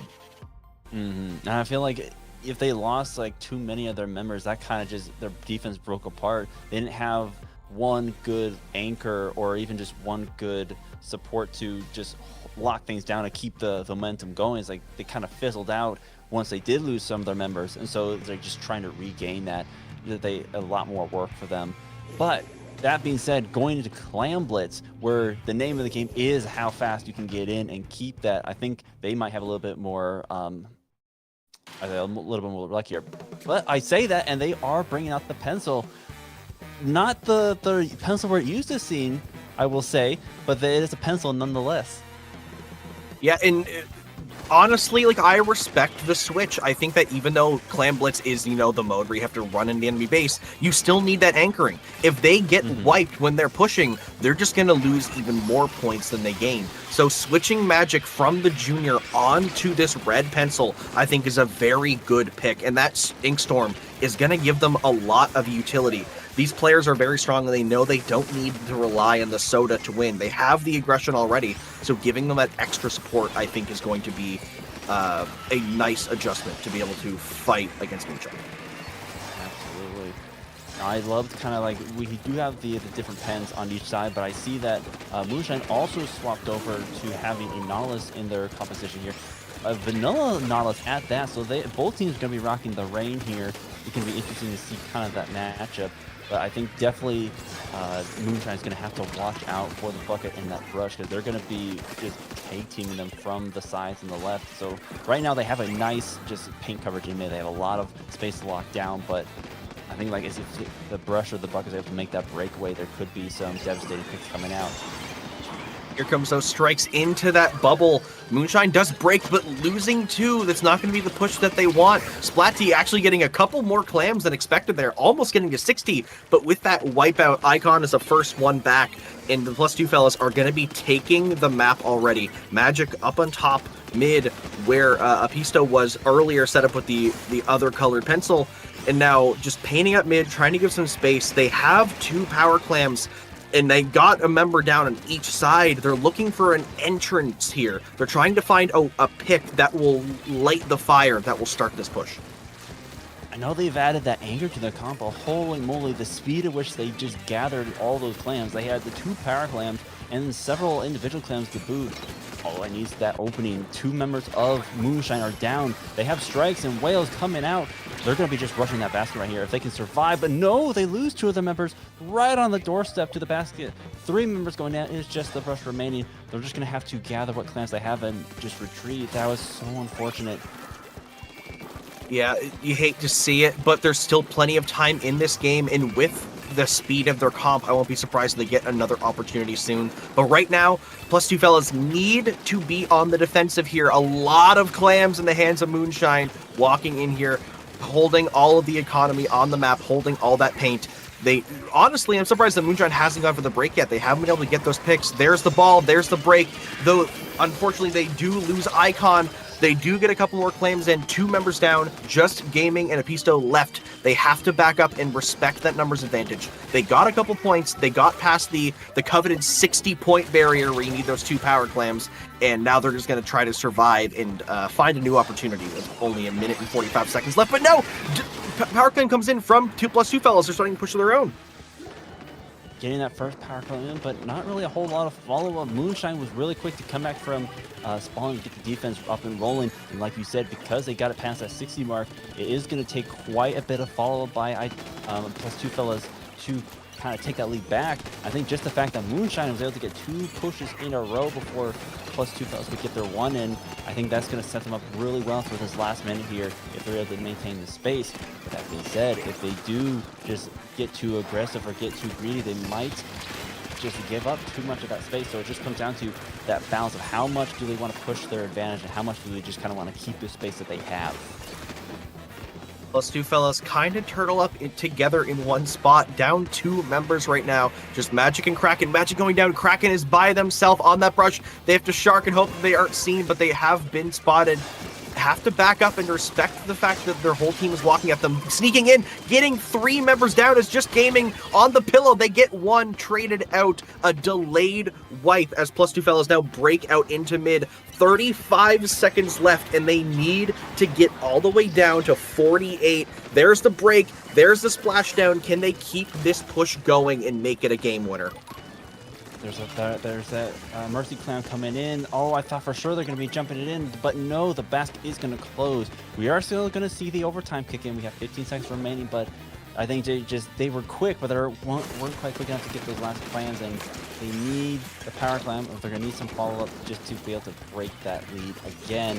But just with all the Moonshine up, all they need to do is hold that space. All they need to do is just lock things down. So they take quite a bit of coordination. We do see the whales coming out. We do see one trying to flank around from the left, but not able to find that opening. I think we're just running out of time. Last minute strike's going to be coming in, but the bomb grabs the ball carrier.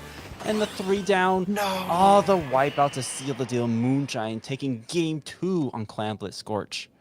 You hate to see it. The bomb rolls down the hill, picks off Magic. Kraken reacts, but is the last member alive. Can't run down the ramp, grab that ball, and get it back.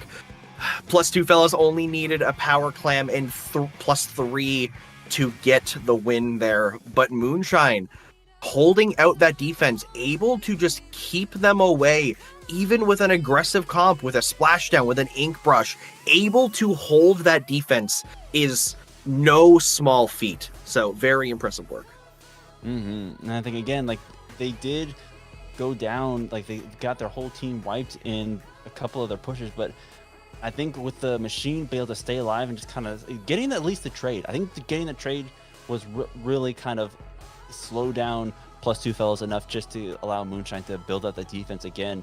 Like normally, just it's scary to lose your whole team in a push like that, but I think with the kind of the lead that Moonshine had and just the speed at which they were able to recover, I think like they had that game on lockdown near the end there.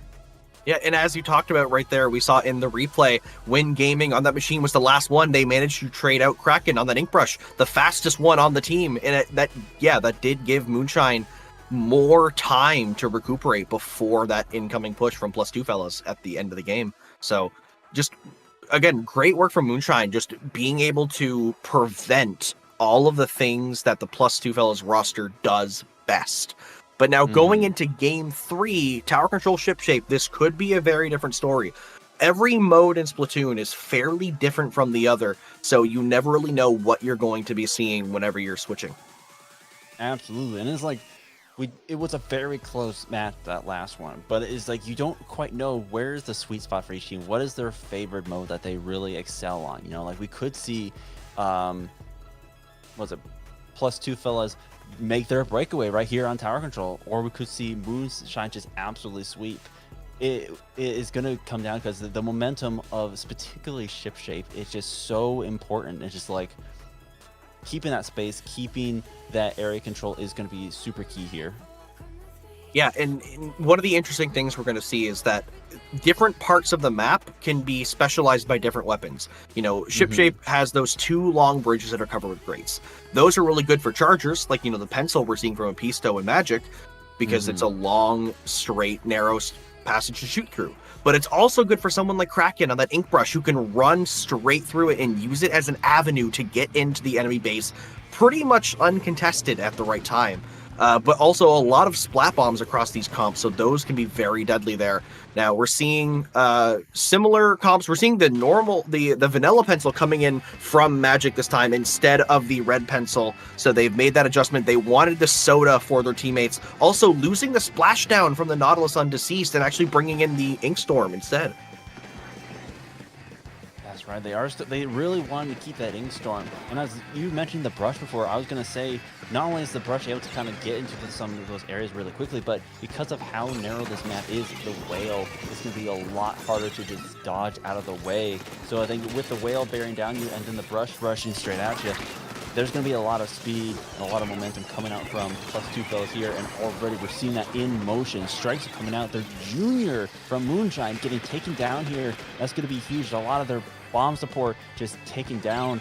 Now we're going to see they're going to take out the first checkpoint, and will Moonshine be able to kind of lock things down as they approach the second one?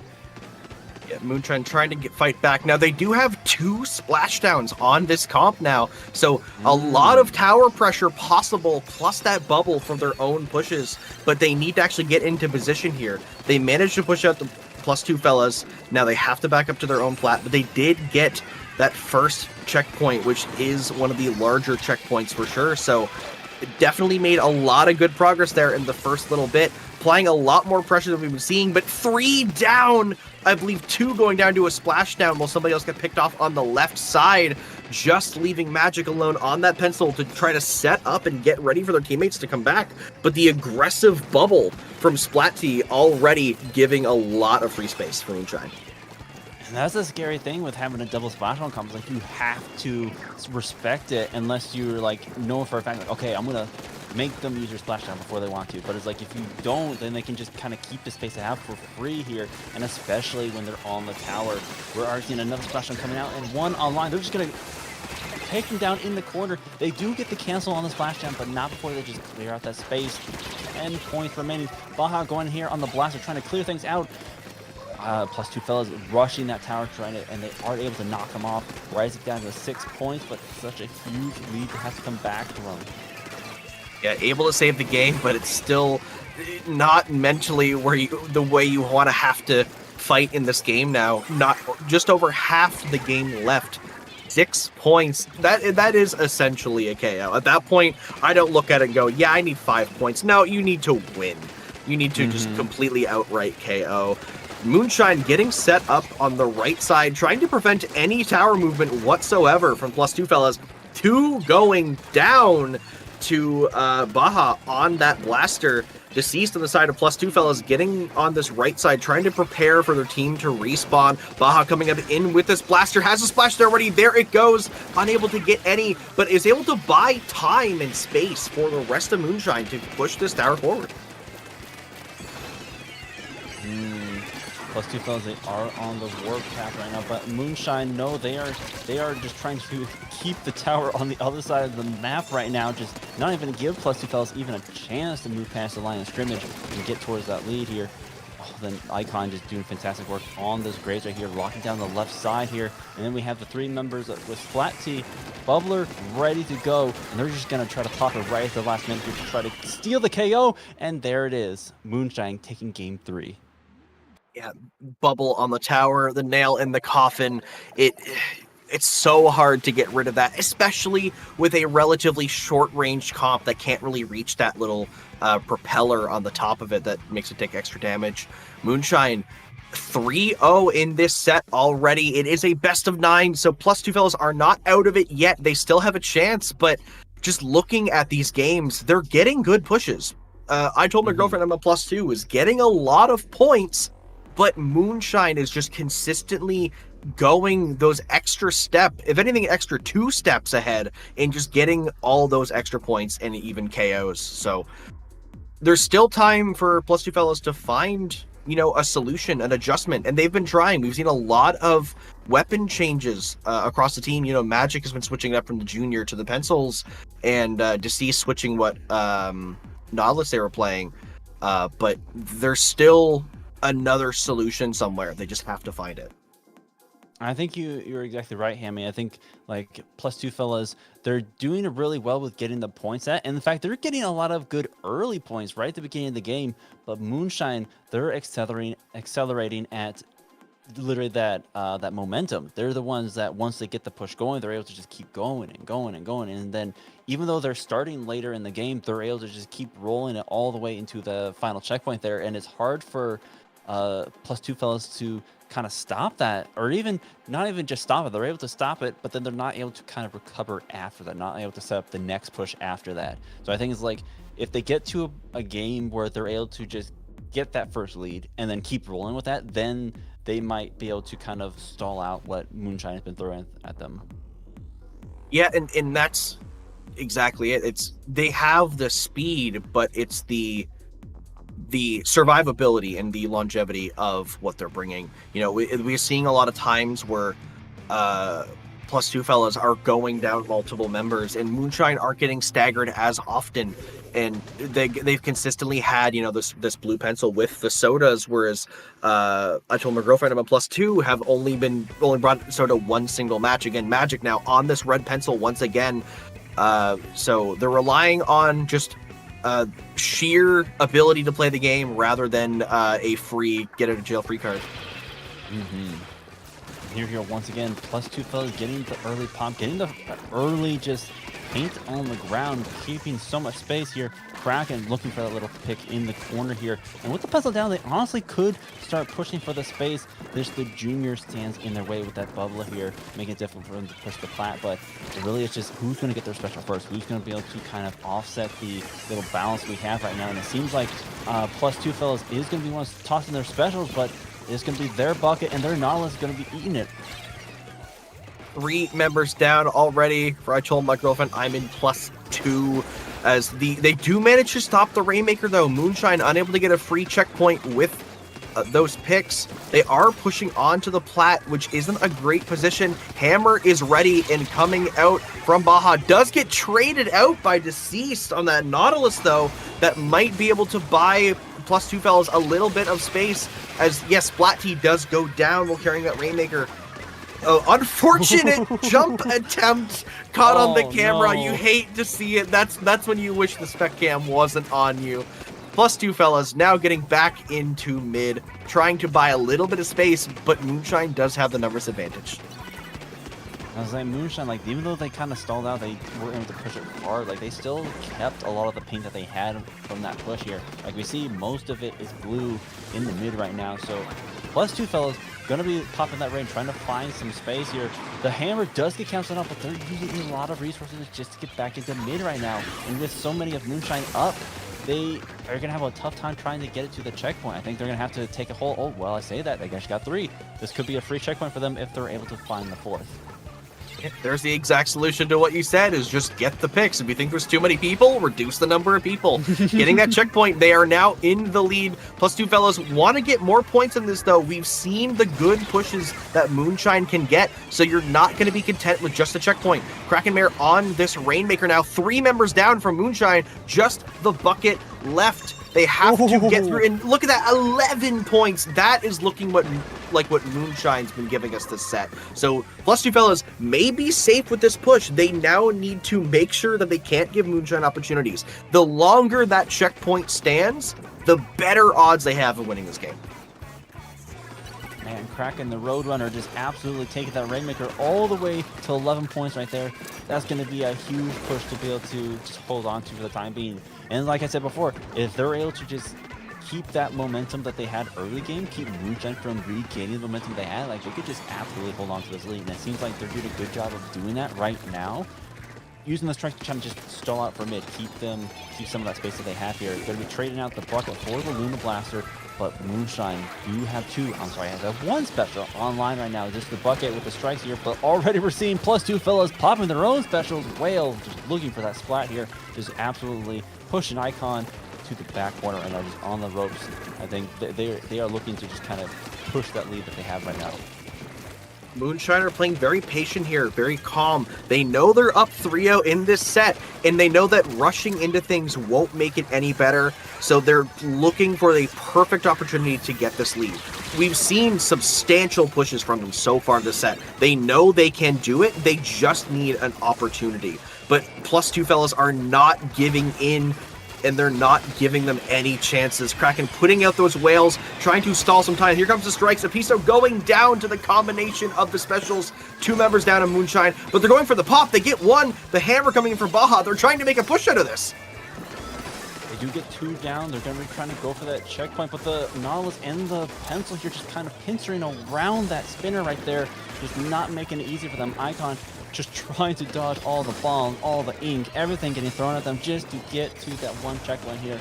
And they are running out of time. We're down to 30 seconds of this match, and so far it's just been special after special after special from the +2 fellas. Already a splashdown, and now a rain here. They're just running out of room. They're in the Rainmaker free zone. Yeah, running out of room, running out of time. Icon trying to find any opportunity, but as I said before, the +2 fellas they finally found a good score. They just need to buy time, not even letting that checkpoint go down. That is an impressive amount of defense coming in from the +2 fellas. 5 seconds left. They just have to stall. The hammer throw comes in. It doesn't matter how much it got buffed. It's not taking down that whole team. Rainmaker gets grabbed by +2 fellas, and now they finally have a point on the board. Honestly, that's exactly what they were looking for right there. I think it was incredible because once they did have that lead right there, like, I don't think we saw maybe like 1 or 2 specials coming from Moonshine, but all I saw from their perspective, which is so much yellow ink avalanching towards them consistently throughout that game, whether it was a splashdown, the whales, or the rain, just they were popping them in sequence every time they try to make a move. It's just too much pressure for them to push forward. And so I think like they were able to find their footing for this one. I think they were able to find kind of the pace that they wanted to play at, and they weren't letting Moonshine take the game here. They weren't letting them set the pace. I apologize to Icon for laughing when their death came up in the replay. He was caught in 4K, man. Yeah, honestly, I think what really won the game here, very silently, at about 1 minute in, we didn't see it in the replay because it wasn't clipped, but +2 fellas were down, I think, 2 or 3 members. Moonshine ran the Rainmaker, and they got picked off on the top spinner before they could break the checkpoint. if the checkpoint had been broken in the first minute by Moonshine, I think this could have been a very different game. But it allowed +2 fellas to go the entire match without losing their checkpoint, and that is massive. It gives you so much leverage to play your game more confidently because you have a huge safety net. Whereas Moonshine didn't have that luxury. They played very patient, but that's only because they have the safety net of being 3-0 in the series so far up to that point. But at that point, like, they're gonna lose the game because they don't have the freedom that +2 fellas did. It's interesting because not only do you have the combined effect of having that checkpoint still to get through, just making the bottleneck of Museum even more so of a bottleneck. And then once you get into those last 30 seconds, whatever like last inklings of LDE haven't activated yet is in full force now. That junior is just popping off bombs. There is, unless you take them down, it's going to be incredibly hard just to even get close to that pedestal. Yeah. Now coming into splat zones on Mahi Mahi Resort. This one can be a very one-sided map sometimes, and also very interesting. The first part of this map, before the water levels go down, a lot less turf to cover, so a bit less room to kind of move around. Seeing similar comps from both teams, what we've been seeing all day today. Everyone's pretty confident in their, 1 to 3 weapon picks. No picks getting taken yet so far in this match. Everyone's just trying to get the zone and stay safe. Neither team wants to be the first one to lose the footing and get locked out here. I think it was pretty interesting. Moonshine's still going to be keeping the junior with the bubble, but +2 fellas going to be opting off. I don't think, actually, now that I think about it, they had the bubble in the last one, but with the bubble just getting set up so early on zone, it was a lot of easy space for Moonshine to take. And now that the water levels are dropping, that's a lot more space for them to be able to move around. And strikes are going to be popped here. There's to kind of break +2 fellas into space here, but they're going to just go 3 members down. It is just a bucket remaining, and already we're down to 30 points for Moonshine here. Yeah, only 22 ticks left posed. The last one alive has to just back up and wait for the team. Not a lot of time left for +2 fellas. They throw in the strikes, but can that cap the zone? There's the neutral, and they do manage to get the flip. The strike able to just shred the bubble that was placed down by Splat T to try to hold that zone. Moonshine were looking for an easy ticket to a set point, but no, +2 fellas are still in this, though they have to get past 7, which honestly in zones isn't as bad as other modes. It is the most common mode to KO in, but they need to lock out as well as Moonshine has been. We saw it in game 1, they had a good hold, but they're gonna need to do it again, but better. I think we do see that juniors still holding on to the bubble here. They're going to be trying to set it up in mid, and they do set it up in mid, but they lose 2 of their members, not able to kind of keep the space here, and that the bucket is just putting on so much pressure for that pencil. Just doing a good job of keeping them out of the fight, just make sure they can't support their team.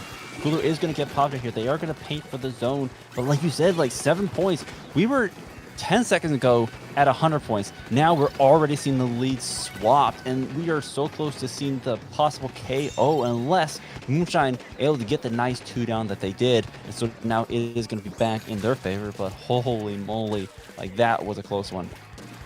The specials from Moonshine coming in last second. When we were watching that lead flip, I was looking at Splat T and seeing that bubble was only halfway ready, and I'm like, oh, is this gonna be the KO? Are they gonna have the utility? But they do manage to get it just in time with that neutral. Now, holding out the middle of the map still is Moonshine. That penalty is clicking through pretty quickly. Only 20 penalty points left. +2 fellas are gonna need something here. Kraken goes down, so they lack in numbers. They don't have any specials. Magic goes down. They've lost their support. Not a lot of points left. Moonshine about to flip his lead. Kraken's last. There's the wipeout. Oh, no. And Moonshine is taking a KO with a wipe, going 4-1 in this set. They're at set point already. That was so unfortunate. We saw +2 fellas, they popped that rain, they popped that whale, getting a lot of chip damage on Moonshine there, but they just didn't have the players in position to kind of follow up with it. And I think once they started pushing in, the effects of those specials had kind of already worn off, so it was really just Moonshine just cleaning up, getting the nice 2 down, and then once the pencil went down, that was a lot of that pressure out of the way, and they were able to just set up wherever they liked. And I think +2 fellas, they tried to rush in at the last minute. They tried to get the hold on zone, but just weren't quite able to withstand just Moonshine's defense right there. And as though it's once again, it was very close. +2 getting it down to 4 literally in a blink of eye. I literally blinked and they had control of the zone. That was how quickly it turned around. But just once again, they weren't able to stop Moonshine from keeping up that last second momentum that they've been so good at. Yeah, and as we've been seeing from these games, Moonshine know how to hold out. They know how to control space and then play that defensive, play that lockout game. We've seen it time and time again, and it's put them up 4-1. And even looking at the previous week of LUTI as we're in week 2, Moonshine 5-0'd their opponent last week, whereas +2 fellas, they did go 5-4, so it was a very close win when they came through. So it seems like Moonshine does have a lot of footing here in this Div 2 bracket, whereas +2 fellas, they're playing strong. They keep coming so close to winning, but Moonshine have had that extra little defensive power behind their comp. Absolutely, I mean, I think that's kind of just the little bit of the thing that's been tipping the scales in Moonshine's favor here. But this is going to be match point for them here. Clamless on Barnacle, and this one, Barnacle Clams, it is going to be tough. Like, once again, +2 fellas going to have to take that early lead and hold on to it, because once Moonshine does take hold of those defensive spots, it's going to be really hard to break back in. Yeah, now +2 fellas are on the ropes. Clam Blitz on Particle is where they're going to have to make their stand, which, in my opinion, is an awful place to have to take a stand to try to make a comeback here. This is not a comfort map of mine, but who knows? It could be a very strong one for them. We're going to have to wait and see. But Poe's already down, the team having to kind of back up and wait till they have 4 members again and get ready to start getting some economy, start getting some map control, and honestly just look for some picks here. They're going to need to try to stagger Moonshine, which seems to be a pretty tall task, what we've seen from the set so far. And it's interesting to me that both teams for this match have kind of swapped back to a very similar comp. We're seeing the different pencils, we're seeing the different Nautiluses, we're seeing 2 different buckets, and it's the Junior and the Brush with those splat bombs as well. So it just going to come down to kind of what the quirks of their weapons are. But Icon already just looking for the splash, just popping off, and this is such a good position for them to hold. As soon as they get those clamps online, they're going to be able to pop over the basket, but they didn't seem to have the clamps on hand when they got those splats. So now +2 fellas already pushing back in and not letting Moonshine break the basket open. Yeah, Moonshine still have this power clam and they want to break in. Now, I want to quickly point out something you mentioned with the weapon picks. What I find interesting is with the 2 Nautilus picks, they also alternated. We see the gold knot on the side of +2 fellas and Moonshine having the vanilla. But at one point in the match, both players switched and used the alternate ones. I was looking at that like, wait a minute, do I have the teams wrong here? But no. Now, the basket finally getting broken by Splat T. Moonshine on the board 2 minutes in. Splat T coming in with 3 more clams, just being the one to control that economy by themselves. The rest of Moonshine saying, nah, you can handle our funds. We're just going to come over here and play the game. We're going to hold out defensively, not let +2 fellas even out of their own spawn.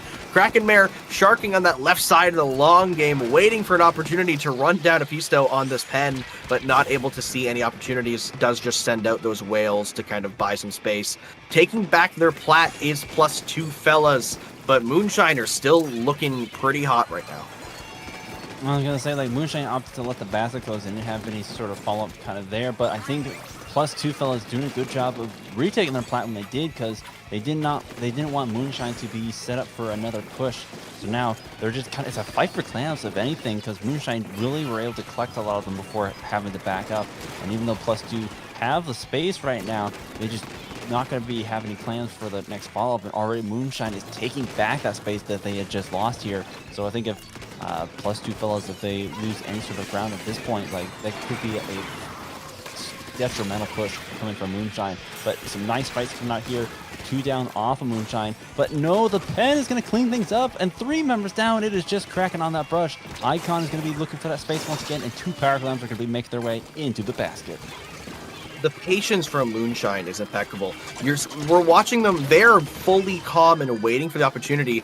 And also, every time we see them fight, when the spec cam is on Moonshine, it is always 2 or more players fighting one. They're finding those individual players from +2 fellas who are being a little bit too aggressive or standing out too far to the side. And look at where it got them. They finally found the opportunity they waited for. 9 points away. Gaming, the last one alive, trying to get that one last clam, but couldn't get over to it. But that is a huge push with a minute left. Moonshine was biding their time until they found the golden opportunity to push all the way from 77 to 9. And now if +2 fellas are gonna have to basically get a KO against a team that has shown us time and time again that they have a strong defense in 45 seconds. If they get this, we are in for a reverse sweep of a lifetime. Absolutely. But unfortunately, +2 fellas, they already used a lot of the resources in just then here, but not quite able to get any splats or any space right here. So going to be forced to push back to mid. Now, they do have the power clam. They have a couple of follow-up, but not quite enough to take that lead. So it is going to take just a huge kind of space holding spree here. Just going to have to hold out for quite a bit of time. But first step is to break open that basket, and just they're getting consistently pushed back from Moonshine. The strikes are going to come out. They're going to get 2 of the splats here. The pen is going to be backing up, popping cooler just to stay alive, and the basket is going to be open as the wipeout comes out. Now it just comes down to, is +2 able to keep the space and get the clams they need to take this lead back? If step 1 is break the basket, step 0 is get the wipe. +2 fellas trying their best to keep this basket open. Krakenmare goes down, and 3 members of +2. That's the wipe out, unfortunately, for +2 fellas. That is going to be it. And in a confident fashion, Moonshine taking this set 5-1 over I Told My Girlfriend I'm in +2. Good lord.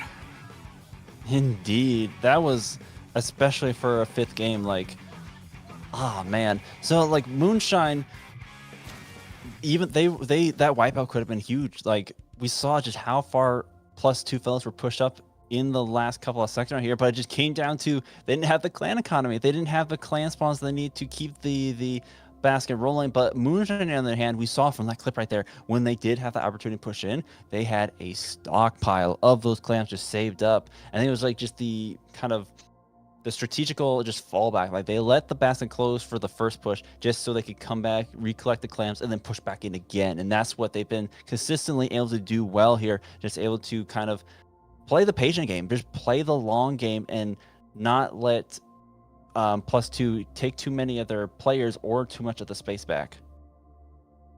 Yeah, that's exactly it. As I mentioned earlier, just Moonshine, there is zero antsiness at all to their playing. They're very calculated and just wait for their opportunity. And sometimes that could be to a fault. There were times they played too patient when they should have been more aggressive. But overall, against I Told My Girlfriend I'm in +2, it worked tremendously, getting them this 5-1 win in the set and just showing how strong it can be to be patient, to play your game and just play defensively, know what you're doing, and to know how your opponent wants to get in. Exactly. So it'll be a nice second set in Moonshine's resume right here, taking a nice 5-1. They didn't quite able to get the 5-0 that they were looking for. +2 put up a heck of a fight, man. Some of those matches could have gone either way, but again, just Moonshine going to be taking the dub right there here.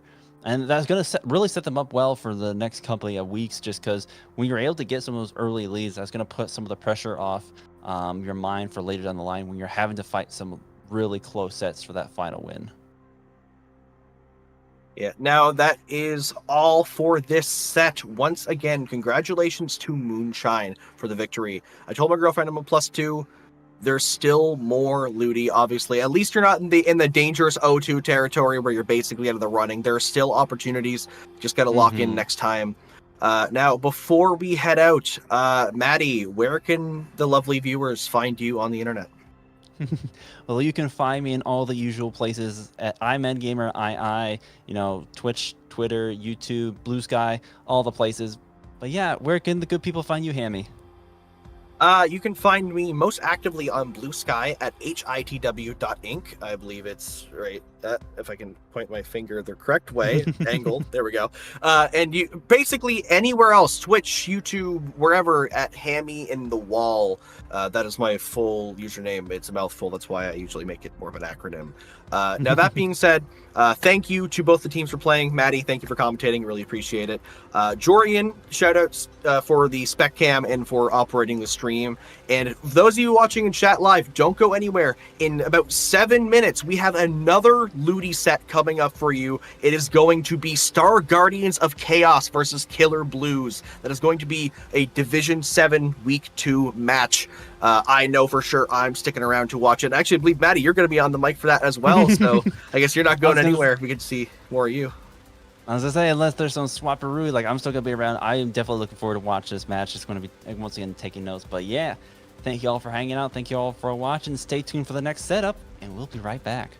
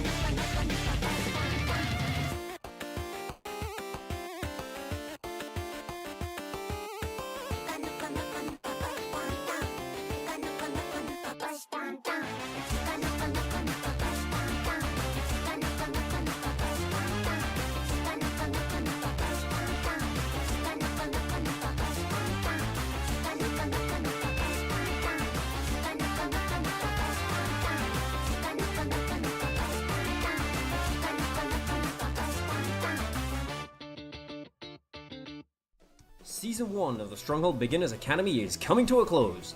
This time around, we've created 15 new teams and given them guidance, mentoring and coaching throughout the last 2 months. You may recognize some of these teams from LUTI or LU level tournaments, but you're probably wondering, who are the teams? How good are they? Well, we're glad you asked. This Sunday, we will be hosting the Academy Showcase event, where you can watch these new teams compete against each other for the title of Valedictorian of the Stronghold Beginners Academy, and even a Sendu badge. So tune in to our livestream on Twitch and YouTube at 2 PM Eastern Time, where you can watch these teams duke it out. We hope to see you there. It'll be a good one, trust me. We've had plenty of great Splatoon locals that took place in 2024, spanning all across the United States. Champions have been crowned from coast to coast, the Great Lakes, and the South. These winners, however, never had an opportunity to face each other. What if in 2025, we took this to the next level? Introducing the Splatoon LAN Championship Showdown, a tournament where the winners of our favorite locals can face off in an online 8-team double elimination tournament. The best part is, you have an opportunity to play. In the early months of 2025, 8 locals will act as qualifiers for the LAN Championship Showdown, including Big Dapple in New York City, New York. The game! Bouillabaisse in San Jose, California. Chai Shoals in Chicago, Illinois. Pretty hard though. Yeah, it's like that. Gatorland in Gainesville, Florida. It's just, oh, it's a wipeout, and that might be 8 points. H-Town Splashdown in Houston, Texas. New England in Boston, Massachusetts. Oh, they fell off the. Oh my God! Sea Battle in Seattle, Washington. It's a wipeout. Sunset Surge in Arizona.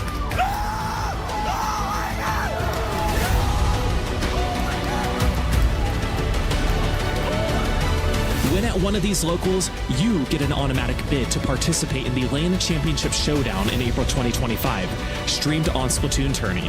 Be on the lookout for advertisements from the local closest to you regarding their qualifier.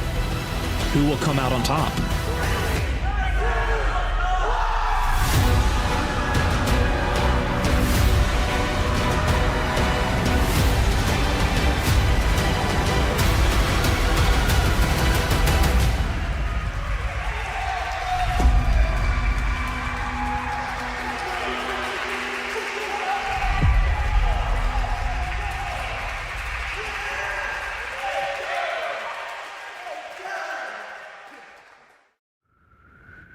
This has been Sunset Surge 2024.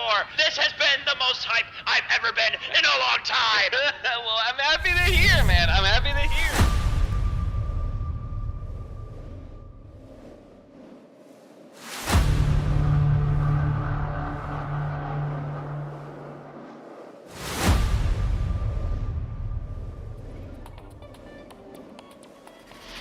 Introducing the Splatoon LAN Championship Showdown. A tournament where the winners of our favorite locals can face off in an online 8-team double elimination tournament.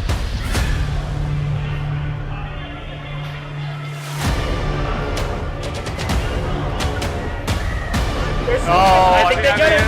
Oh, that's the game. That's monkey. Oh my God.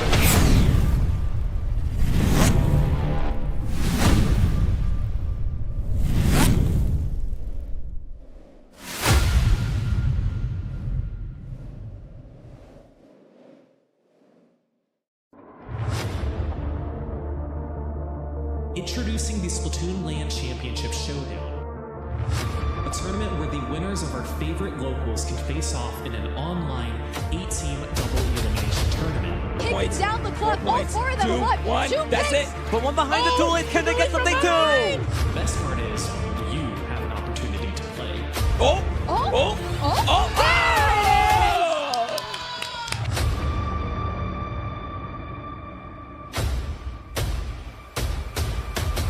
That's all the marbles! Wake up! Oh my God! Oh!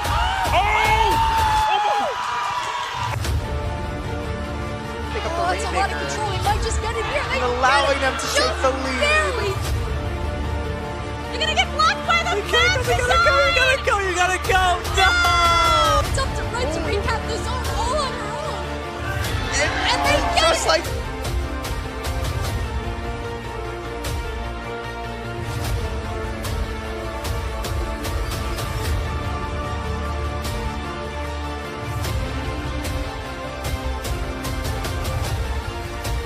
Welcome back. No, Goes down the zip caster, gets 2.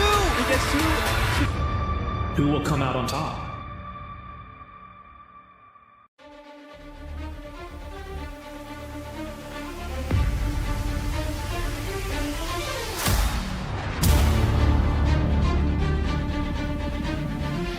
Introducing the Splatoon LAN Championship Showdown, a tournament where the winners of our favorite locals can face off in an online 8-team double elimination tournament. And the tri-strike kick too!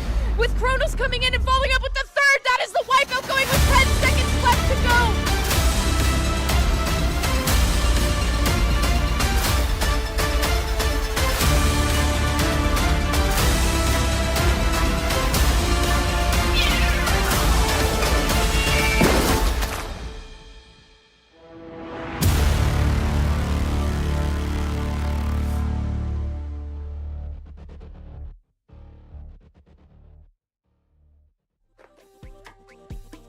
Well, hello everyone, and welcome back to LUTI tonight. We are on our final set, our final matchup of the night.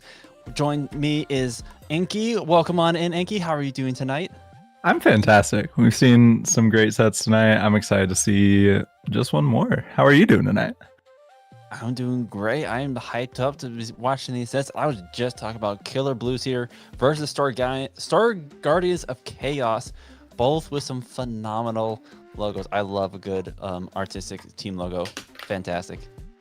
These are really, really good logos. And as we go into this first set here, what are you hoping to see? What new changes up are you thinking about? Oh, I don't know.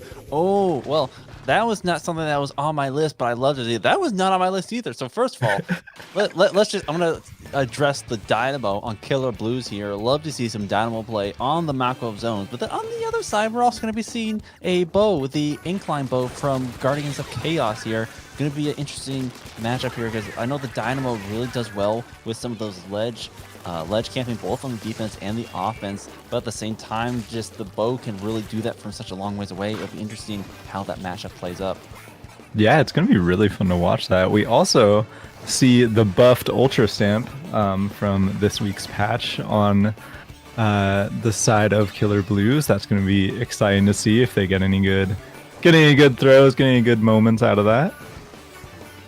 Yeah, and we've seen it on that Luna Blaster, but not so much on the brush. We've been seeing more on the Vanilla Brush. Yeah, I'm very surprised to see this brush, but I mean, it really does make sense with how good Ultra Stamp is now. C2 to go down on both teams. It's pretty even so far. We've gotten some caps back and forth here. Not a ton of points for either side, and a great shot over the wall from that bow there. Man, that was insane. I didn't even see that brush there, but they just sent them back to spawn like that. Bo not quite able to paint the zone too much, but it's just like shots like that. They don't need to paint the zone. They just need to splat the other team. So we're going to be seeing two members of the Killer Blues going down here. And Star Guardians of Chaos looking to take that lead back here. Looking to set up some nice positions here. And there goes a hammer, getting a nice splat with the new buff. We see the Hammer Duke come out super early on in this match, and I believe it started this push to get back in to get the cap back on the zone for Killer Blues here. And they don't have too much of a penalty to break through, so it's going to be a nice... Oh, well, I say that. Here comes the strikes. The bow is going to be going down, but the Dynamo is as well here, so it's just kind of a battle for paint, and it is going to be Guardians of Chaos going to be stealing it, as well as the Stamper here. Now we do see that Dooley's coming in from behind. If they're able to get a splat, they could just offset with the defense. Like all of Guardians of Chaos just looking behind them right now.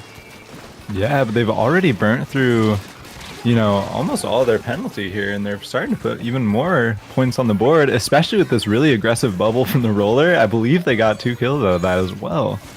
So big moments here for Star Guardians of Chaos. They've started the set out really, really well so far. I do want to talk about the roller here. That we saw like the junior in play before, just going for that bubble play. But I think the roller can kind of do that hybrid fight of being the bubble user, but also just having some of that ledge camping, some of that aggression that Killer Blues is, Star Guardians of Chaos are looking for right here. But that being said, it is going to be this Killer Blues who do take another nice throw from the hammer, catching that player on the block. Dynamo just not going to be seeing the roller. The little roller going to be coming in with the bubble and just going to be contesting zone on their own zone with the chumps coming in to support. Yeah, as a roller main myself, we really love to put a bubble up in an aggressive position and then just stay in it for as long as possible, get as many picks as we can. And we saw them almost cap the zone by themselves there, which is, you know, roller's weakness is painting for itself and for the team sometimes, but when you really focus on that in your own bubble, you're able to cap, which is pretty cool. No, that was such a good play here. Like right now, Guardians of Chaos, they really only have the splash as kind of their paint support here. So if that splash goes down, it kind of leaves them at a disadvantage. But I think just the bubble being able to hold the space on its own on that stack there kind of just opened the door for the rest of the team to push in. And here they go again. They're able to cap the zone. They do lose 2 of their members, but it really is just a stall game because we're down to that last minute and they're just not letting Killer Blues get through the rest of their penalty points and not getting them anywhere near the lead. And once again, 3 members go down and start being able to cap the zone and start taking that space on back. Now, this is where they really want to set up with having the machine and the roller on hand, just be able to keep on the ledge and keep them out of that space.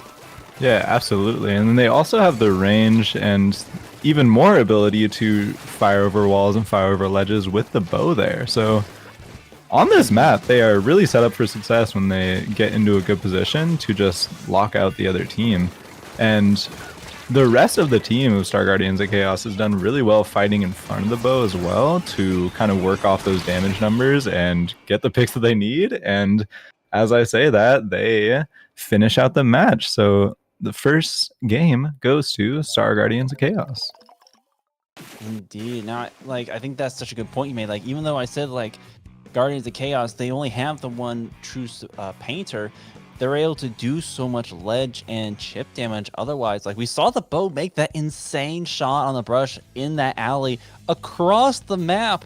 And then so the machine and the roller, same thing. They can just get onto ledges, get underneath ledges, get on top of ledges, get around the ledges, and they don't even have to be right in front of you. They can just get you around that. So it's very hard for Killer Blues to kind of find a safe space to stand here. They do have the dynamo on their own hand, but I think it does have trouble with the range of that bow, and so it's not able to do a lot of that same kind of ledge control the same way that the 3 weapons of Star Guardians can. Yeah, not a lot of traditional backline weapons from either side here, but the bow is absolutely better at, spacing out and supporting the team up, whereas the dynamo has to be a lot more aggressive as a backline because it doesn't have the same range as other backlines do. So it was interesting to see the bow come out on top there, and I'm also interested to see how many of these weapons stick around for Scorched Clams, because it really did feel like 2 perfect comps for Mako zones, but I'm not sure if they'll keep any of those around. Yeah, I agree. It is going to be interesting to see because they did have a lot of good combos specifically for Mako and just all those tight corners, but you kind of lose a lot of that for Scorched Gorge just because of how much it opens up. Now, I do think the bow would be a good addition to keep on just because it does have a lot of space to hold with the range it has, especially when it's set up in the mid there. It can just kind of get around the snipe, just make a lot of that area where the defenders try to set up just very inaccessible because of the amount of arc that it can do. Now we are going to be seeing. Ooh, hold on. Yeah, both teams. I'm trying to. Yeah, Star Guardians, they had the bow before, but now Killer Blues is bringing out the well string to just kind of counter that. And now, I swear it was Killer Blues with the brush. Okay, so no, Killer Blues have the bow, but Star Guardians are bringing out the well string. Yes, the other bow option that is very common right now. You usually see it more in Rainmaker to pop that shield, but it's just so good at controlling space, and Scorch is a map, especially on Clan Blitz, where you need to control space if you want to make a push, if you want to defend, if you want to do anything here. So that Wellstring should work really, really well for them.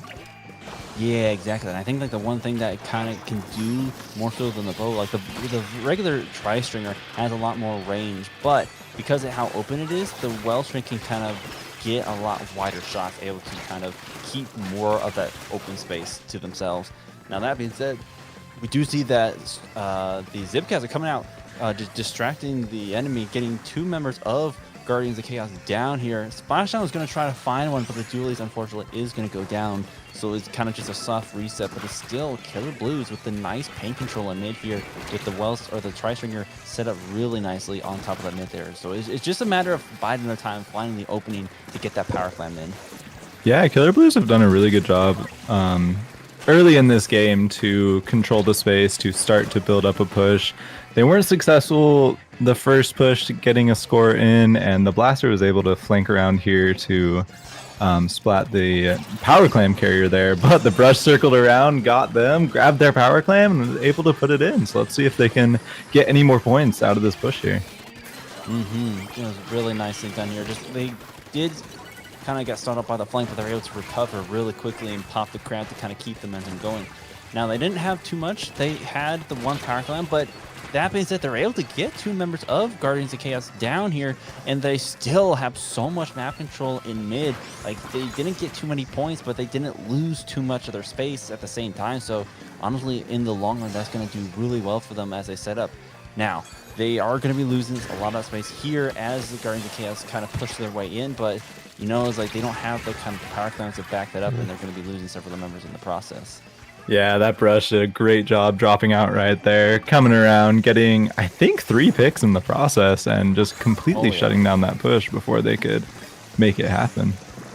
We see another stamp throw from the brush. Didn't get anyone this time, but they are able to get a power clam and do what ink brushes do best on Clam Blitz, which is just weave through all the shots, get straight to the basket, and get 10 more points on the board. That brush was a squid on a mission. They didn't stop for nobody and just pop that clam right in the basket. Now it is going to up their lead up to 7, which is a lot nicer of a lead to be sitting at in this early game here. But here we go. Guardians of Chaos going to be up in the ante here. 1 power clam in. 2 members of Killer Blues are down. And here goes that second power clam with some change as well, bringing it down to 57. A nice lead to take over right there. And as 2 of the members of Killer Blues are still respawning here, they're going to be keeping a lot of space in their base right here. Dooley's just trying to route them out, but unfortunately goes down themselves. We're already down to 22 points. The last member will be jumping out, but that's such a huge push to be making right there. Wow, where did those clams even come from? I was so preoccupied with the dualies and the brush fighting there. I had no idea that they scored so many. That was wild. Great push from Star Guardians of Chaos. Killer Blues have a lot of ground to make up now. So far, they've only gotten 2 power clams in on separate pushes, so they've only scored 30. They haven't had any follow-up yet. So hopefully on their next pushes, they can have some follow-up and, you know, do a little bit better job getting more points on the board in a single push. But Star Guardians of Chaos doing a great job at keeping mid and keeping the space here to keep them out. But 2 of them did just go down, so maybe they'll be able to get a push now.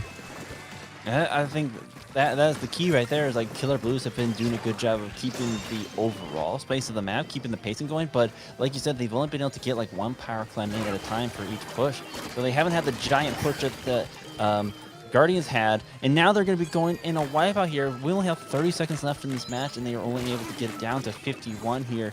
Now, if they can stop Guardians of Chaos from popping their own basket once again after they take the space, they could potentially get another one. Shy on the brush is going to be taking one of them down to go down. The bucket, or sorry, the bow having to back up here is going to come down to, can Killer Blues get another power clam up? They're going to need at least 2 plus some more just to be able to break that lead. But so far, they haven't been able to get more than 1 at a time for any of the pushes. So it's going to all come down to this last ditch push right here. It is going to come down to this. Overtime is here. We have the killer whale coming out. The brush goes up and gets him. Oh man, they have a lot of clams up on the plat there too. I think they're going to be able to do this. They only need 2 more. One more. There it is. Wow, well done. Great comeback. Great wipe out at the perfect time. The ink fresh going up, getting the aggressive picks, and just incredible finish from Killer Blues there to even up the set 1-1. No, yeah, that was huge.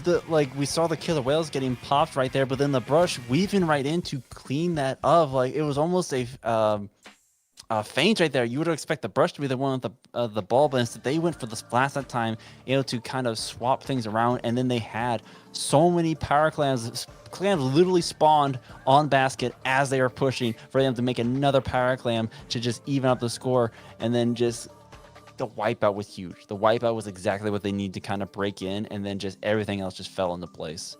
Yeah, the stars really aligned for them there to get the wipeout, get another power clam, and be able to get the last 2 in that they needed for the lead.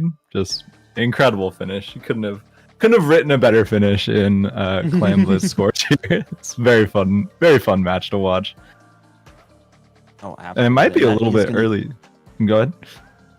I was going to say that's going to even up the score to a nice 1-1 start out here. So Star Guardians of Chaos going to be had a nice 1-0 lead here, but it's good to see that Killer Blues going to be kicking and fighting all the way through. Yeah, absolutely. And we've had a lot of conversation about the tri-stringers so far here. I did see a lot of 5-star tri-stringer badges on that player, so I feel like we're gonna see it come back. Now I'm just interested to see which variant they pick. Like, will they keep with the vanilla for most modes except zones, or will they switch it up between? And what weapons are going to be playing around it more? No, that's true. Like you said, like they have so many in their arsenal to pick out right now. And I'm trying to think with the, we saw the chumps on the zones match paired with that brush, I'm pretty sure. And just the whale and, no, it was the roller. Just the roller was able to take space with the bubble, but then with the chumps following up with it, it just, even though they couldn't paint well on their own with their main weapon, just that combo just really opened up space for them for that last match. Now, we did see the Dynamo from Killer Blues kind of take a back seat for that Scorch game, and I think that was a good play in the face of that bow there, just because they couldn't directly contest them in such open space. But I'm curious whether they'll bring it out for maybe a future game, maybe for this next one on tower control, because they can still have some good space control, and the bow isn't nearly as oppressive, I think. Yeah, it's very true. Ship shape is still a pretty open map though, so it might not work the best there. I think if you're gonna do it there, tower is the mode to do it on. So hopefully we see some more dynamo action, or maybe some other rollers or bows come out here. But it's gonna be interesting to see the comps going forward, because that was a big switch from Killer Blues, going from what they ran the first match to, switch their cooler option to a zap. They brought out the well string, and it worked really well for them. So it will be interesting to see what they bring to the next match. I thought that was like the plot twist right there, was just the fact that Killer Blues like, oh, we see your bow, we're gonna raise you a bow as well. So it's just, we had bows on both sides. It just, you don't see it too often. It was great to see. Not only did they bring it out, but they were able to do well. They were able to win that match right at the last minute. So it is like, I don't know, it's going to be tough to see what do they want to bring out. Do they want to kind of stick with what they're running, or is there something that they have in mind for tower control on ship shape? We see the Dynamo come back. Great to see. No bows at all this time. So we talked them all up, and then they didn't come back. That's fine for ship shape tower. It's going to be fun to see what these new comps can do. I see a heavy edit as, it's talked about as the best cooler option now after Pen got nerfed, and it's going to be fun to watch that here. A bit more of a traditional comp on the side of Star Guardians of Chaos. And Killer Blues going back to a similar comp to what they ran the first time, the first game. Indeed. Now, Star Guardians of Chaos, really the only mid-range weapon they have is that edit. The rest of them are pretty short range, so they're going to be looking for a lot of fast fights, a lot of kind of in-your-face aggression onto Killer Blues. But that may be difficult, especially in the face of the Dynamo, because the Dynamo just eats up so many of those shorter range players. And then you have the Stamp on top of that, which, now that I say that, has that zip handy, going to be going after the edit, keeping them distracted on the left side. First checkpoint is going to be going down. Now, the shot getting a nice flat right there, so Killer Blue is going to be losing a little bit of momentum, but that was a nice first checkpoint to be taken this early in the game. Yeah, you mentioned that Stamp here. We have seen their Zipcasters not get too many picks so far in this match, but they have been pretty influential on making the other team turn around, look at them, and distract them long enough for the rest of their team to get in. So it'll be fun to watch that again here. We see some marks coming out. I believe 3 members of Killer Blues just went down, and that might have been a soft wipe there for Star Guardians of Chaos to get the lead. Ooh, and then a nice plat by Felix on the blaster. Not quite able to make it all the way in, but still, just the fact that they were able to kind of break in there, get through all the way to the second checkpoint. And this is kind of the position that Guardians of Chaos want to be in with kind of their comp here. Once they're able to break through to the second checkpoint, then all of that open space is behind them, and they're able to just play the ledges to their heart's content. Even more so if they're able to get a player up on that right ledge here. Dualies are going to be there to contest it. Cooler's going to be popped here. So it's just going to be a battle of this checkpoint right here. And I think Killer Blues really need to lock this down, because if they get too far past it, but no, the wipeout's going to happen. Star Guardians of Chaos getting a nice free checkpoint right there. And the rest of it's just going to be the gauntlet to the KO. Yeah, it's going to be very hard for Killer Blues to come back here. They went down once in a soft wipe, and then since then, they just were not able to get back in. They kept staggering. They never had their full team back on the field to contest the tower, and Star Guardians of Chaos take that in a very convincing KO in this third game here. Mm-hmm.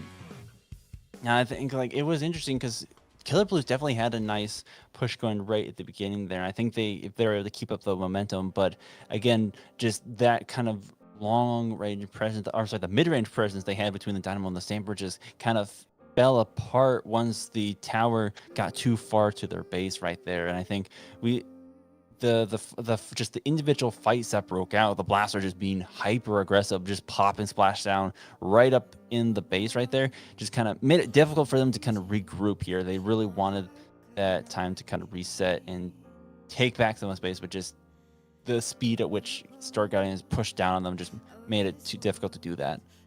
Yeah, it was very, very tough to see Killer Blues go down like that in this third match.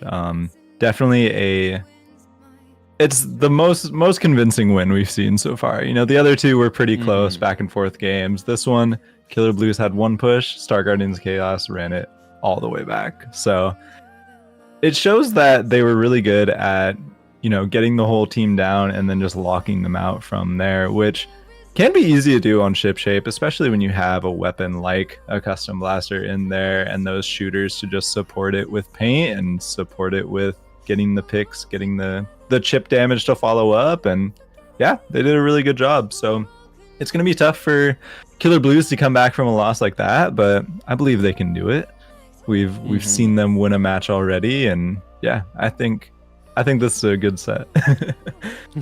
No, I think like getting the win what they did is huge, because then made sure that Guardians of Chaos didn't have a 3-0 over them going into this, so it is pretty even around 2-1. And ship shape, like of all the maps to kind of get swept on, like that one's just like, okay, we'll dust it off and go on to the next one, because it's hard to kind of break that momentum on Ship Shape Tower. It's just one of those maps where the snowball really snowballs. So if they're not comfortable in kind of that scenario, I think there's a couple more down the line that really will speak in their favor. And just looking at what they did on Scorched Clams, I think something like Museum, which has a very similar structure to Scorch here, and then just the Rainmaker, not quite the same mode, but at the same time you still need to be able to push into the enemy base. And I think that if they're able to do what they did in that second game, we'll be able to be victorious here. Yeah, absolutely. As we load in here, we got Rainmaker on Museum d'Alfonsino. We see another more conventional comp from Star Guardians of Chaos, and then Killer Blues sticking with some of the unconventional weapons here. An early drop from two members of Star Guardians of Chaos, already pressuring this plat, and they get two down here with only the splash going down on their side. Will they be able to make a push out of this, though? I think, but there's the early blaster dropping on the left right there, just completely catching that bow by surprise here. I think that might be the key, just make sure they can't set up. But that being said, they do take down 3 members of the Guardians. The 4th one is also going to be going down here. Now they're just going to have to watch out for the blaster sharking around the pedestal, but do as well send them back to spawn. So now with the checkpoint out of the way, Killer Blues, they have a lot of room to work with. And what we saw from Scorch, like, they're really good at not over-committing too much. They're able to just use their backline to kind of keep the space to maintain several sequential pushes rather than trying to go for the one big one right at the beginning. Yeah, for real. Killer Blues, great job at recovering from the early 2 down there and grabbing the Rainmaker, going forward, getting all the way up in their plat, down to 41. So our Guardians of Chaos, it took them a while to push back out, but they do have their plat back, and maybe they'll be able to make a push out here. We see the Ink Rush kind of sharking below the drop on the right there, moving back towards the ramp. They get taken out, and the bow is just staying on Star Guardians of Chaos side, but as I say that, they get taken out, so they can't provide that pressure from afar. Star Guardians of Chaos doing a great job taking them down one by one and getting this checkpoint. We just see Killer Blues try to pop their crab right at the end there, but just the counter crab from Guardians of Chaos kind of negated that, not letting them be able to set up the way they want to. We're going to be seeing the Zipcast coming out, looking for something, some sort of splat to offset it, but they're just going to pick up the Rainmaker and run. 34, not a huge lead to really hold things down, but still taking the lead is going to just let them have a little bit more room to work with here. And with Killer Blue still trying to find a way out into mid, like that's going to be huge for Star Guardians here. Yeah, and it's hard to tell really if this lead will be enough to hold until the end. Museum can be a very tough map to push much farther than that 34. But as they go down, they get a wipeout on Killer Blues, and they're able to maybe get these points even farther if they don't fully rush it in here. They're doing a great job at firing the Rainmaker, keeping them out from afar. It's only the bow left here. Will they be able... Oh, they're not able to. They go down. The brush came in and got the pick, but that is a lot of points for Star Guardians of Chaos.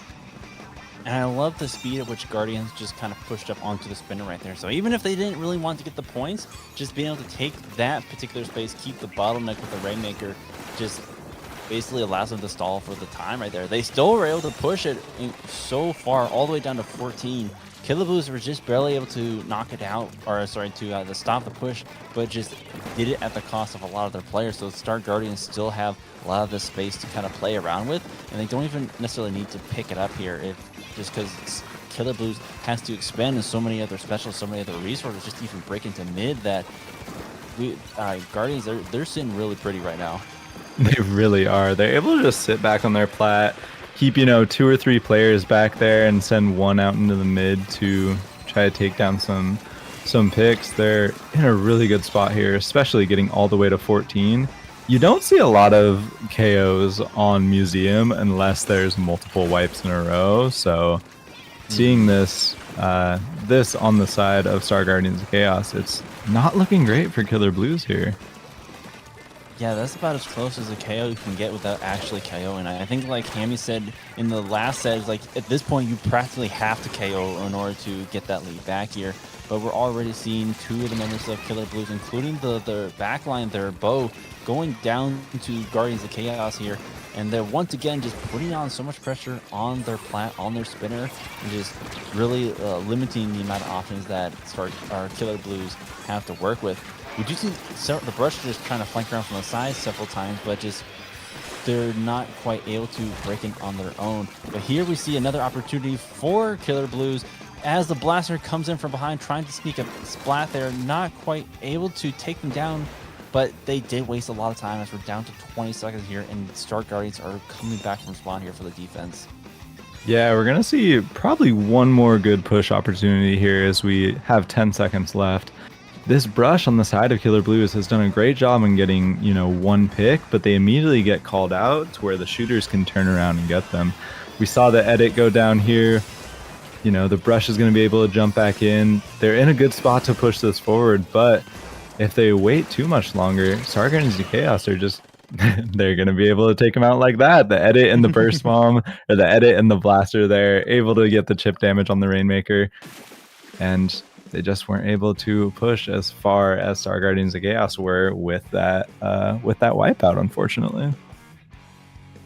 I saw Killer Blues. They did pop their crap on the spinner there. I saw them targeting that blaster, sitting up in the attic, waiting because they knew I was watching them, and they dropped right as that Rainmaker tried to inch their way forward, and they basically just shut down the whole push with that play there. I think Killer Blues, they knew they needed to take them the blaster, but the fact they were able to survive was just the instrumental in making sure that push didn't get out of hand, and they're keeping them from being able to get the KO. I think this scenario was again very similar to Scorch Gorge, but I think the main difference was Star Guardians realized that in order to combat kind of that range advantage that Killer Blues was trying to bring out, they just up to the aggression, up just the sheer pressure they put on that back line, right off the rip. We saw the blaster drop down into mid, take down the bow, and so I think it's just that consistent just dropping in and then getting those trades just to keep them off foot for the rest of the match. Yeah, absolutely.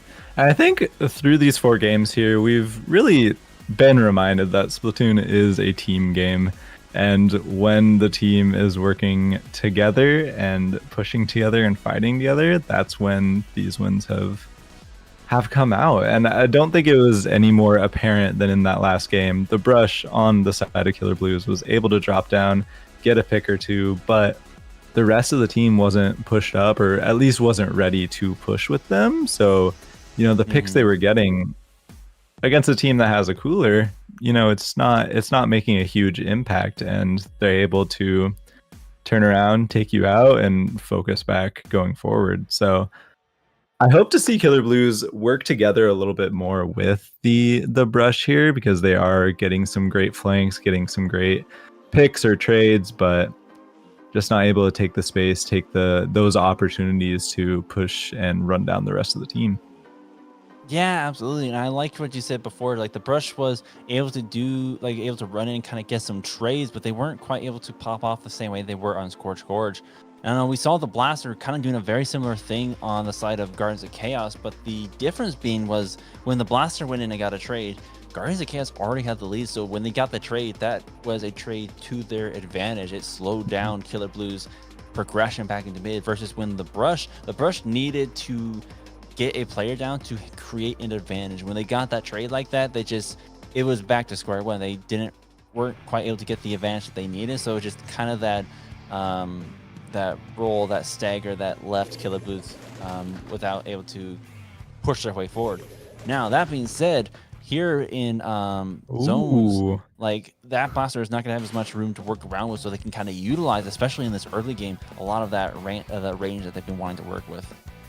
Yeah, we see a total switch up on the comp on the side of Star Guardians of Chaos. We see the Explosher come out, the Zimmy for the bubble in the paint. This is cool. They get 2 down on the side of Killer Blues really early, and they're already pushing up onto the plat, trying to keep them out, lock them out super early on Mahi Mahi Resort, and already got 30 points on the board. We're going to see that water level dropped soon, and they're just going to have more room to paint, get specials, and keep them back. Indeed. I think right now the Explo, I feel like Mahi Zones is the Explo map with choice. We do see Killer Blues, though. They did get the zone at some point. Watching the Explo, they were doing some good work on the defense, but in the meantime, Killer Blues able to stall out the game a little bit, able to keep the zone, but they're still not quite able to break in to take the space, I feel like.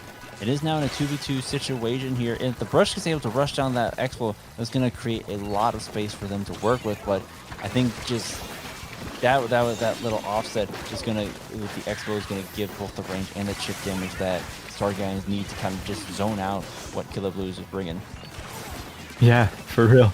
We saw a Zipcaster from the Splatana Stamper there. They're able to get back the zone, and Killer Blues are going to try to push up and get some more control here. We saw them get the Blaster there. Unfortunately, they did go 2 down, but the Brush and Doolies are working really well together to keep that space, even though Star Guardians of Chaos able to come in with their superior paint on their side, get the cap, and push right back up into their plat. Indeed. I think just if the Killer Blues are able to kind of secure that space where the Star Guardians has been setting up, like they could definitely start taking back some of those points, which is once they do get the zone, it just almost gets zoned out right away from Star Guardians. So it's going to be a matter of whether they're able to keep a lot of that space. Down, we get a nice pick on the Blaster here, but they're going to have to watch out for the Explo. But they take the Explo down, the Splashdown going to be out of commission here, and with the Zipcaster rolling in, trying to just offset them, and now the Dynamo setting up on that ledge is going to be huge. Just a lot of that space just denied, other than with like the Blaster and the Explo. So I think if they're able to maintain this, they're on a good spree to kind of keep the zone. Yeah, that Dynamo was huge in that push there. They just took them down one by one, but the splash on the side of Star Guardians of Chaos came down, took out the Brush that was sharking below, and even though we see the Crab on the side of Killer Blues, I don't think it's going to be enough to come back in and take this here, especially in the face of those triple splashdowns. Or triple trip strikes.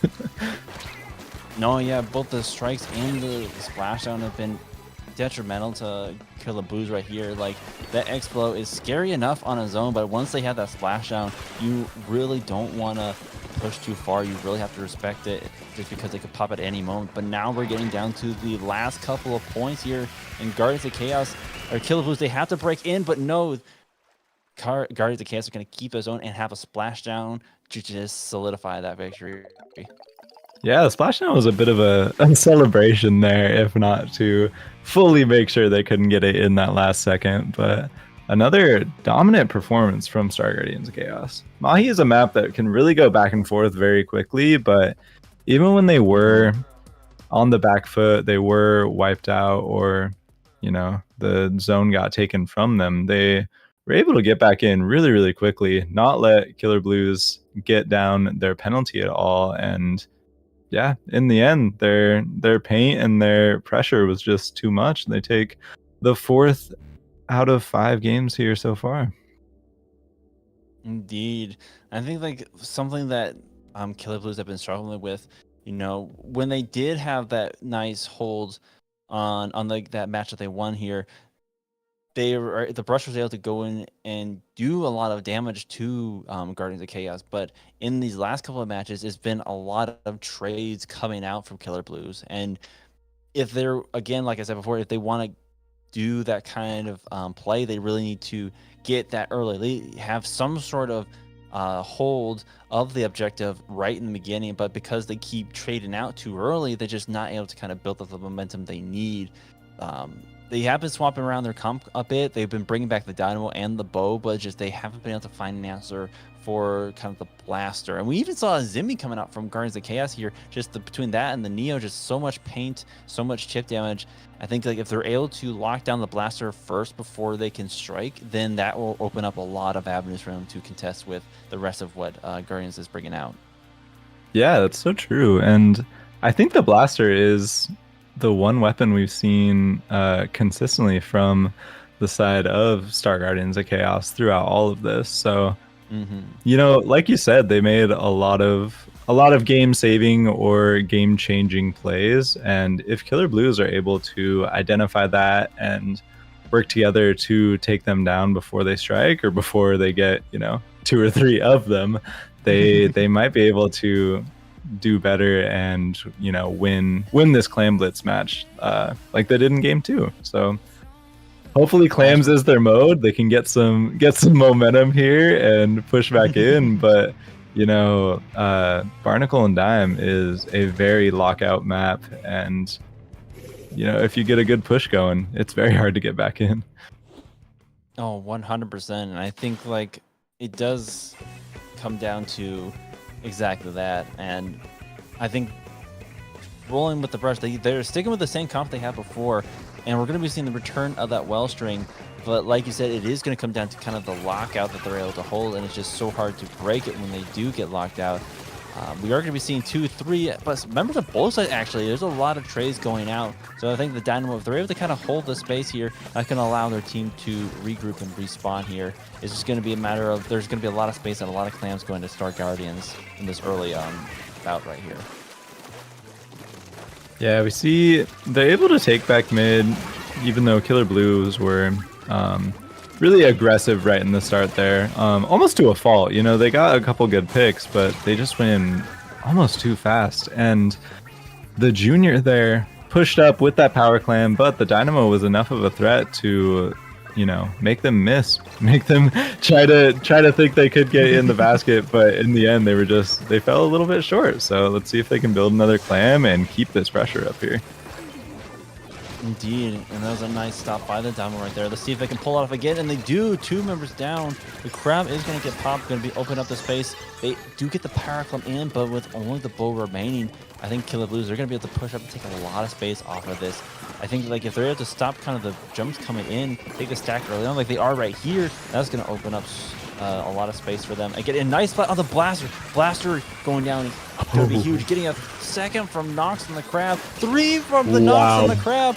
Ball goes in, and they just need 1 clam to get the lead, but no, they get stopped. It is just Spectral in their Zipcaster, and they can't get a clam in.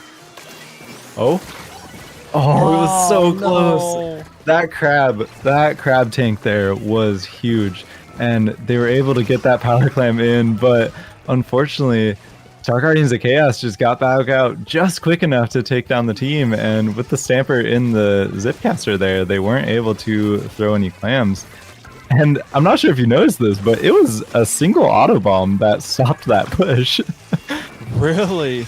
Oh my There was one goodness. Autobomb took down at least 2, maybe 3 of them right when they were pushing in with more clams. And yeah, unfortunately, that Autobomb was, you know, maybe fortunately for Star Guardians of Chaos, that was a huge bomb for them. The lone chicken no one expected, but here we go. A Shy on the brush here, circling behind them, getting a nice flat on the blaster there. Crab weren't quite able to take out the Crab, and so there's going to be a bit of regrouping here, but I think Killer Blues did what Guardians did in the last run, is they're able to take some of the space and keep it, and then get the clams ready to go for their next push. 16, 17 in their possession here. They are well equipped. All they need is some sort of open here. The Dynamo is going to be taken out with their cooler, unfortunately. Zip is ready to go, but a nice suction bomb getting the splat on there, and then with the brush in the back, runs face first to the bomb. That was unfortunate. That was very unfortunate. They turned around to get that last clam, and that splat bomb was just really, really well placed there. Killer Blues have done a great job at holding mid, at holding this pressure, and keeping Star Guardians of Chaos back, but Star Guardians of Chaos got that first score, and Killer Blues just haven't been able to follow up with their immense amount of clams quite yet. I think, like, I'm trying to, like, put my finger on, like, what's been going differently, because Star Guardians hasn't had the same presence that they've had on this map as they had on the last couple of maps, especially for Mahi. But I think, like, between the brush just being behind them, being a nuisance, and then just not letting the blaster do what they want to do, like, they've been shutting it down exactly like that. Ooh. That's going to be another wipeout for Killer Blues, and that's going to be another power clam in their possession. They could get it in right now and get that lead back, and the Crab is going to just keep all the space ready as they drop in with another power clam. Yeah, that wipeout huge there. The brush ran around a little bit trying to find their 8th clam to make that power clam, but by the time they had it, the Crab tank was out. They held the space, and they were able to jump in with their pity to get a lot more points on the board there. That was really great. No, yeah, that Crab has been instrumental in so many of Killer Blues' pushes right here, and I think, like, they're getting kind of their strategy that they want down here. And with 30 seconds left, like, look at the amount of pink paint that's on this map. Like, even though they lost several of the players and let the basket close, like, they were very conservative with their players in their space, so that even though they didn't get as many points as they initially wanted to, they got enough to take the lead back, but then keep the space to make sure they could counterplay when Star Guardians bring it on back. The Dynamo just keeping so much space right now. The Crab got popped, but they just took a player down and just will not let them drop. Rush is going to be cleaning up here. 1 player remaining, and they're jumping in just to keep this push going. Oh, but they get the power climb in. The bow is the last one. Great play from the bow there to good place. They keep it alive. They got the basket open. The blaster jumped in. They don't know if they see the blaster, but the basket is going to close, giving Killer Blues their 2nd victory of the set. Just wasn't quite enough there. The bow did a great job at sneaking through and providing a good jump spot, but they just didn't have the clams after going 3 down in that moment. And Killer Blues take the 2nd game of the set so far, and coincidentally, it's on Clam Blitz again. So maybe this is just their mode. No, for sure. I think they definitely have found their favorites of the most right here. And I think they just played really well. Like, Barnacle and Dime Clams in particular is such a hard map to gain footing on, especially when you have been on that back foot like they did. But when they came back hard. Like we saw in this clip right here, they got the wipeout for that last push here, and then they were able to jump their Mercy Clam in. So I think that just opened up so much space for them. And then again, shout out to the Dino in the lower area, because they knew that's where they wanted to set up the Crab. And we've seen from Nox just how powerful the Crab can be. So being able to just kind of keep the pressure going on the right side meant that it really slowed down where Guardians wanted to set up. And I think they almost got a little impatient to get into those positions that they just got taken down one by one. Yeah, they definitely were so focused on this snipe here, taking out all the players that they saw there, that the bow was just able to, sneak through, grab the power clam, and get that final score. But it wasn't quite enough. Killer Blues did enough in the scoring department to not let them get the overtime push this time. So going into Inkblot Tower, You know, Killer Blues might be able to use this momentum to really push forward. Again, Dynamo's really good on, or wait, no. Yeah, Dynamo is really good on tower. They might be able to use that to take up space and keep the other team off the tower. But last time we said that, Star Guardians of Chaos kind of had a pretty convincing KO, not really letting Killer Blues play the match after the first minute there. So let's see what happens. I think it just the way that tower rolls, it is a game of momentum. I think, like you said, well, they did swap out the Dynamo for the bow again, so they're wanting to run with the bow. But I think still the same thing stands. Like, if they're able to get set up and keep the momentum rolling, the key being keeping that blaster just out of the way. If the blaster comes around from the flank, they can just clear that tower like nobody's business. So once they're able to get set up in bat, that's going to be the point where we're like, okay, are we going to be able to keep this going? And right now, it does not appear so. They are going to be going 2 down, and the rest of them are running back to their plat.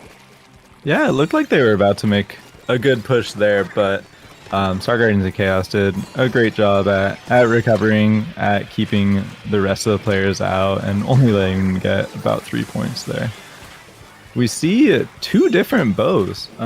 We see the regular tri-stringers on both sides, one Inkline and one vanilla variant. So it's cool to see those come back out on both teams there. Killer Blues able to recover a little bit here. Star Guardians of Chaos got the first check, but Killer Blues are pushing right back with their specials, with that whale, and even though a couple go down, they're going to try to get this checkpoint. Julie's going to be dueling with the blaster. It does end up in a trade. Looks like the standard opting not to grab the tower, but the brush. Ooh, we see the brush coming in from behind, looking for that bow, looking for the end zap. They do. Nope, that's a bomb in their face. That is another bomb in their face, unfortunately. Oh, man. Good. They were in such a good position that they're able to capitalize off of it. That could have been a huge opening for them. And they're back. They're looking to do it again, but I think they're running to the same problem. Once they're called out, they lose that kind of that bit of surprise right there. I think if the rest of the team is able to kind of follow up with it, that could be a lot of what they're opening for. Yeah, the Brush is doing a great job at turning heads and distracting, and I feel like if they go alone on one side, you know, the rest of Killer Blues has to go on the other and pinch them while they're not looking, get them from behind. So if they're able to do that in the future here, they might be able to take back this lead. And we see the crab from the crow's nest there, able to get one pick, goes down to the zap, and Star Guardians of Chaos, even though they got a couple picks at the end there, they did lose the push they were building here. So a few more points on their side, but did not break that second checkpoint yet. And that's going to give them a nice buffer to kind of work with here. But I'm curious. Oh, well, I was about to ask, where did that zap go? They were running around in spawn, but then we just saw them getting taken down. Now, I did see, I don't know who it was, but someone went up the incline. Oh, it was the Stamper. They did get taken out. But the whales coming out, just pushing things out. They break the first checkpoint, but I think whoever was in the tower, and that's a wipeout. Great flank from the zap there. Happens so quickly. Yeah, the zap dropped down there, able to get the flank, take out the 2 members of the tower, and the rest of the team cleaned up the bats to fully stop that push in its tracks. See the bow spinning around here. nice little 360, 720 there. They were a little bit stuck, it seemed, but we're back to neutral here. Killer Blues able to push back out, and you know, they had a really good push going there. They just weren't quite able to finish it out to get their lead. So we see the Brush going up again. Maybe it's able to get a couple picks here. It got the trade, but the rest of the team not in a position to push forward with the other fights going on in the map. So again, this tower is sitting in the middle, and there's only a minute left. I think just there's a lot of separate fights going on right now. Both teams are kind of split. And when you get into that kind of predicament, it's going to be Star Guardians, who currently have the lead right now, that benefit most from kind of that stalling out. Once again, we're seeing 2 members of Killer Blues going down. Crab is going to be popped in the bats right here, but I don't think anyone yet. No one is on tower to kind of push it for points here. So Guardians of Chaos just going to be taking it back onto their side of the map and just basically keeping it there. Like, they really don't have to push it too much further with only 30 seconds left here. And I think the strikes from the Zap, or sorry, the Neo, popped a little bit early because they still have time here. But I think just getting the early pick, 3 down here, like, that might just set them up nice for this last victory. It really did set them up nice here. Killer Blues looked like they were building a push. They got the crab and the bats, but you know, the other 2 members of Star Guardians of Chaos just went to mid and said, "Hey, I'm gonna red this tower. While you guys are back in my base, you guys you kind of forgot something." So they did that there. They were able to ride the tower to victory, and with that, Star Guardians of Chaos win their week 2 LUTI set against Killer Blues. Very well played. I think it came down again just a lot of those same things. Like they almost found Killer Blues' weakness. They found what worked against them, and I think the one thing that they weren't quite able to flip was on Clan Blitz. But for everything else, they just Killer Blues had a lot of trouble just trying to play against just like all the members of Star Guardians just be in every little nook and cranny. I think there's a lot of those split fights just ended up in the favor of Star Guardians because they were able to win some of those 1v1s. Yeah, Star Guardians of Chaos just, I think in the end they were the better team coordination, which really showed that you know, Splatoon, like I said earlier, it's a team game. You gotta play with your team, you gotta work together, and when you can do that, you're able to get the points, you're able to keep the other team out. And yeah, they did a great job here taking this set 5-2. No, that's so true. That's so true. Yeah, that is gonna wrap things up for that set. And actually, I think that's gonna be the last set that we'll be streaming for tonight. Star Guardians taking a nice set there, and so they're gonna be up 2-0 in their bracket here. Nicely done, nicely done. And just like I'm blanking on Moonshine from our last set, getting a nice 2-0 this early on, just it does give you that nice buffer. It just allows you to have like breathe easy going into the next couple of sets, knowing that like you can afford to maybe lose a set and you're still in good position to kind of make it to playoffs. Yeah, absolutely. It's great for confidence too. But yeah, I think we're about to wrap it up here. Maddie, where can they find you? Well, once again, you can find me in all the usual places, Twitch, Twitter, and YouTube at IMadGamerII. Where can the good people find you? I am on Blue Sky at enkipnw.tv or on Twitch at enkipnw. Hoping to get back into some regular streams here soon, but this has been a very, very fun time dipping my toes into the commentary scene here. So thanks for joining me, and thanks for being a great co-commentator tonight. Oh heck yeah, it's been a blast. Like, I've been loving watching all the sets and just seeing how many close games there are, and just seeing the amount of, because there's been so many different comps on so many different levels. Like, it's insane. I'm loving it. I'm loving every second of it. Absolutely. Well, Yeah, I think that's it for us here. Go ahead. Yes, indeed. Thank you all for hanging out. Thank you all for watching. And this will be our last set of the night. So until next time, that's been IMadGamer II and Enki. We'll see you all next time. Peace.